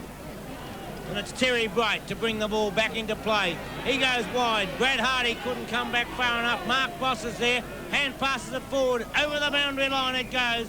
The Bears will not mind as the clock ticks away towards the 20-minute mark, and it's a 40-point lead. 106 to 66. 21 to 20 as far as the hit-outs are concerned in favour of the Bears. McCarthy against Schultz. Schultz wins the tap. Tapped on by Bairstow. Taken down there and hand pass forward by Bairstow. Put out to Troy. Troy goes forward. He's been a battler for Geelong right throughout. No mark taken. It's picked up by Rod McPherson. The hand pass from Walsh. Tapped on by Troy. Tackled. Grabs it with a hand pass across the couch. He breaks the tackle. Goes forward with the left foot. Up towards the forward area it comes, and the mark has been taken down there by Peter White. White, 40 metres out from goal. Brad Hardy off. Peter Banfield on as White comes across the ground with a short pass. It's missed that time. Carlson leaves the ball. Gibson and Walsh. Walsh caught one too high, and so Philip Walsh will relieve the pressure. Now, what should White have done? White should have gone for goal, I think, Bobby, and their forward work today has been terrible. As down it comes to Reynolson. Chipping in across was Darcy as the rain comes down here at Carrara. And bad luck to the spectators who are enjoying this victory, and a lot of them are starting to leave. And a lot have headed for the umbrellas. We've been going 21 minutes. There's Brad Hardy, and he's been an excellent player. All the Bears have been shouldn't really individualise because it's been a real team effort, this by the Bears. That was Dwayne Russell getting it up. Gibson's been terrific on Lindner. And, well, he was on Lindner early, that's for sure, as it comes back towards the wing and it just trickles over the boundary line. And the spectators, there's the one happy spectator, even though it's raining. She's happy, and rightly so with the team today. Over the back, Hughes has been a very quiet player today, Andrew Hughes. Brings it towards half-forward. The Bears again strong in defence. Rod McPherson towards half-forward, but it's a mark to Geelong, and this is to Tim Darcy, who's kept going all day. He and Stoneham, they really have. Stoneham and Darcy, they've been under enormous pressure. Look at that, 20 possessions, 7 kicks and 13 handballs. Been a pretty good player. Over the back of the pack is Lindner. He picks it up off the pack. He stabs a goal and belatedly puts one through for a goal to the Cats. First goal of the game to Bruce Lindner after putting 4 points on the board, and the Cats desperately needing that. It's 34 points the margin on replay. We saw Lindner reading it beautifully off the hands of the pack. Doesn't try to put the ball high and through for his first goal. Turner patting him on the back.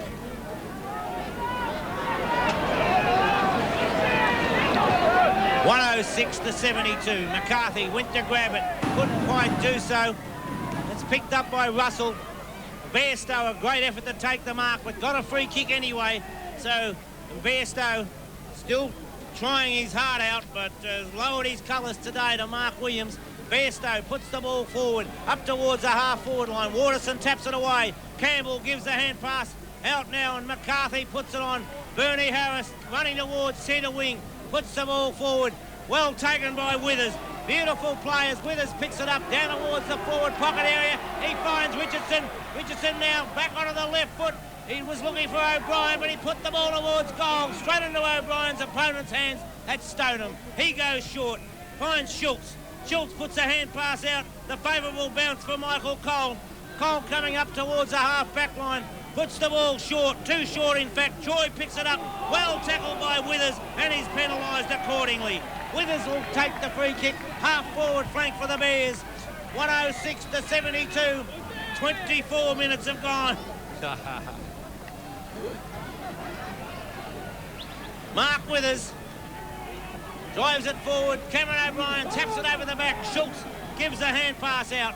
Geelong teaming well in defence at the moment as Tim Darcy takes a hand pass and gives it across now. He didn't take a hand pass, he gave one out to Mark Boss. Boss drives the ball straight up the ground. Turner used his body well to get rid of his opponent, but it's Cameron now. The hand pass, not a good one from Cameron, and it's picked up by Michael McCarthy. He finds Darren Carlson. Carlson across to Walsh. Walsh now drives it down towards the half-forward line.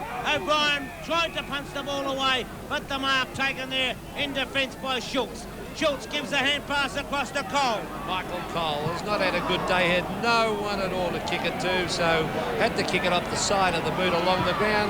He only had Bears players there, and taken away is Harris. They've had him covered everywhere. Richardson's had a brilliant last quarter as he goes for the short kick further afield, and here's a flying pot shot at the goals by Mark Withers. He straightens up and bang, it's another one to the Bears, and Mark Withers has kicked his second.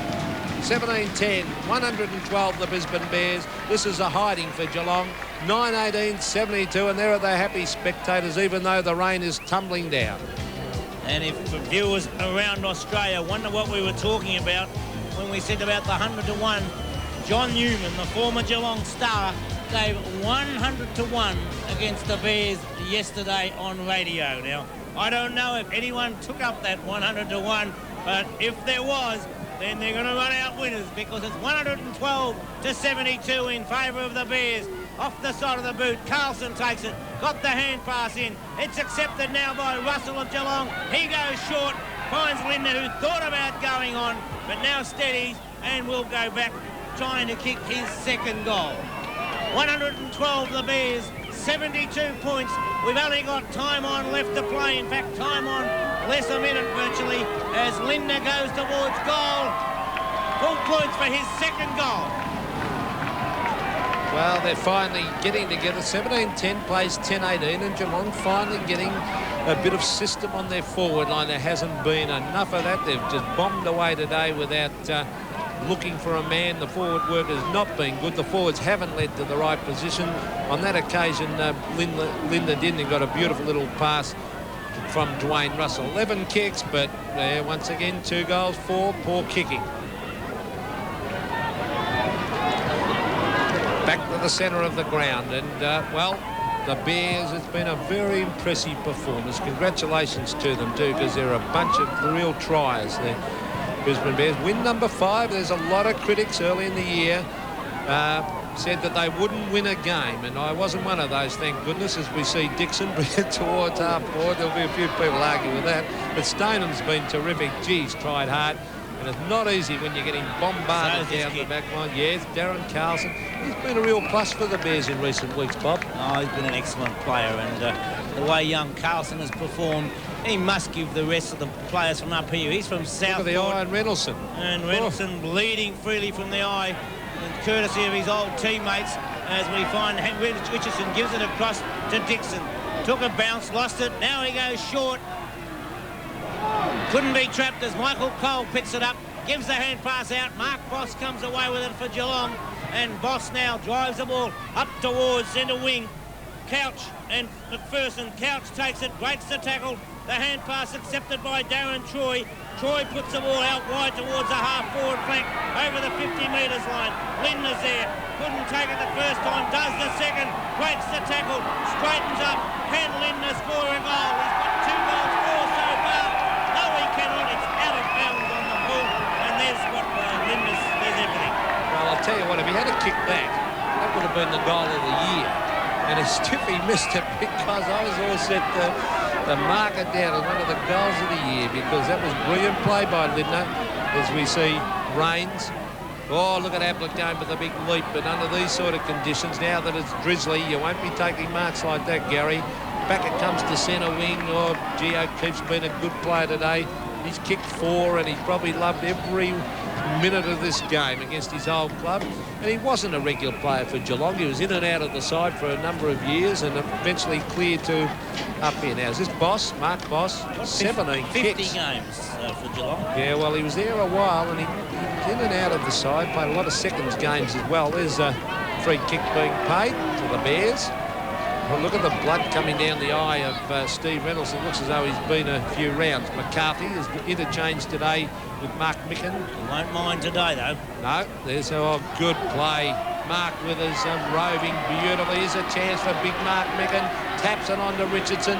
Richardson's got it, caught, handballed it away. There's little Carlson picking it up, hooking it back to full forward, and the umpire is saying, what? It's a free kick. And Carlson, right in front of goal. I'd like to see that one again. He hasn't kicked the goal. But Darren Carlson, obviously after he disposed of it, copped one. 13 kicks and 12 handballs. That's 25 possessions. A good effort by the little fella. Darren Carlson, a casual bounce of the ball. And he will love this to kick a goal. And it's been a great performance this by the Bears. 17-10 to 10-18 Geelong. Bad performance by Geelong when they're fighting for a place in the 5. There's the kick, and the goal umpire says it's a goal. Well, it was probably signed, sealed and delivered at 3/4 time, but with 30 minutes of the final term gone and the scoreboard saying that the Bears lead by 40 points, then the game is signed, sealed and delivered. 118 to 78, Darren Carlson. 14 kicks, 12 handballs. He's playing in the second half, forced them to move Steve Hocking onto him in the 3rd quarter. Then in desperation, they had to move Hocking again. Geelong have tried lots of things, but none of them have come off. The Bears fully deserve that lead. 28 scoring shots apiece now, so nobody can say that it was bad kicking because they have had the same number of shots, and Jeff Rains once again takes it, gives it across to Waterson. Waterson spears the ball forward and Campbell a lovely mark. Gary Ablett's been very disappointing, Bob. It's not going to be fair today when you have to choose 1, 2 and 3 out of the Bears, because there's more than 3 players out of the Bears deserves the plaudits of a vote today, as Dixon took it from McCarthy, back to McCarthy. Micken's there, but it's punched through by Stoneham. 1 rush point from the Bears, but it's the Bears running on, running away, in fact. 119 to 78, as there's the siren, and the Bears run out winners. 18-11, 119, Geelong 10-18, 78. Well, there's Mark Williams coming off the ground, and he set a fine example as vice-captain. But as Bobby said, a brilliant team effort. We won't individualise, and at the end of the game, they've come out decisive winners, the Brisbane Bears. 18-11, 119 to the Cats. Geelong 10-18, 78.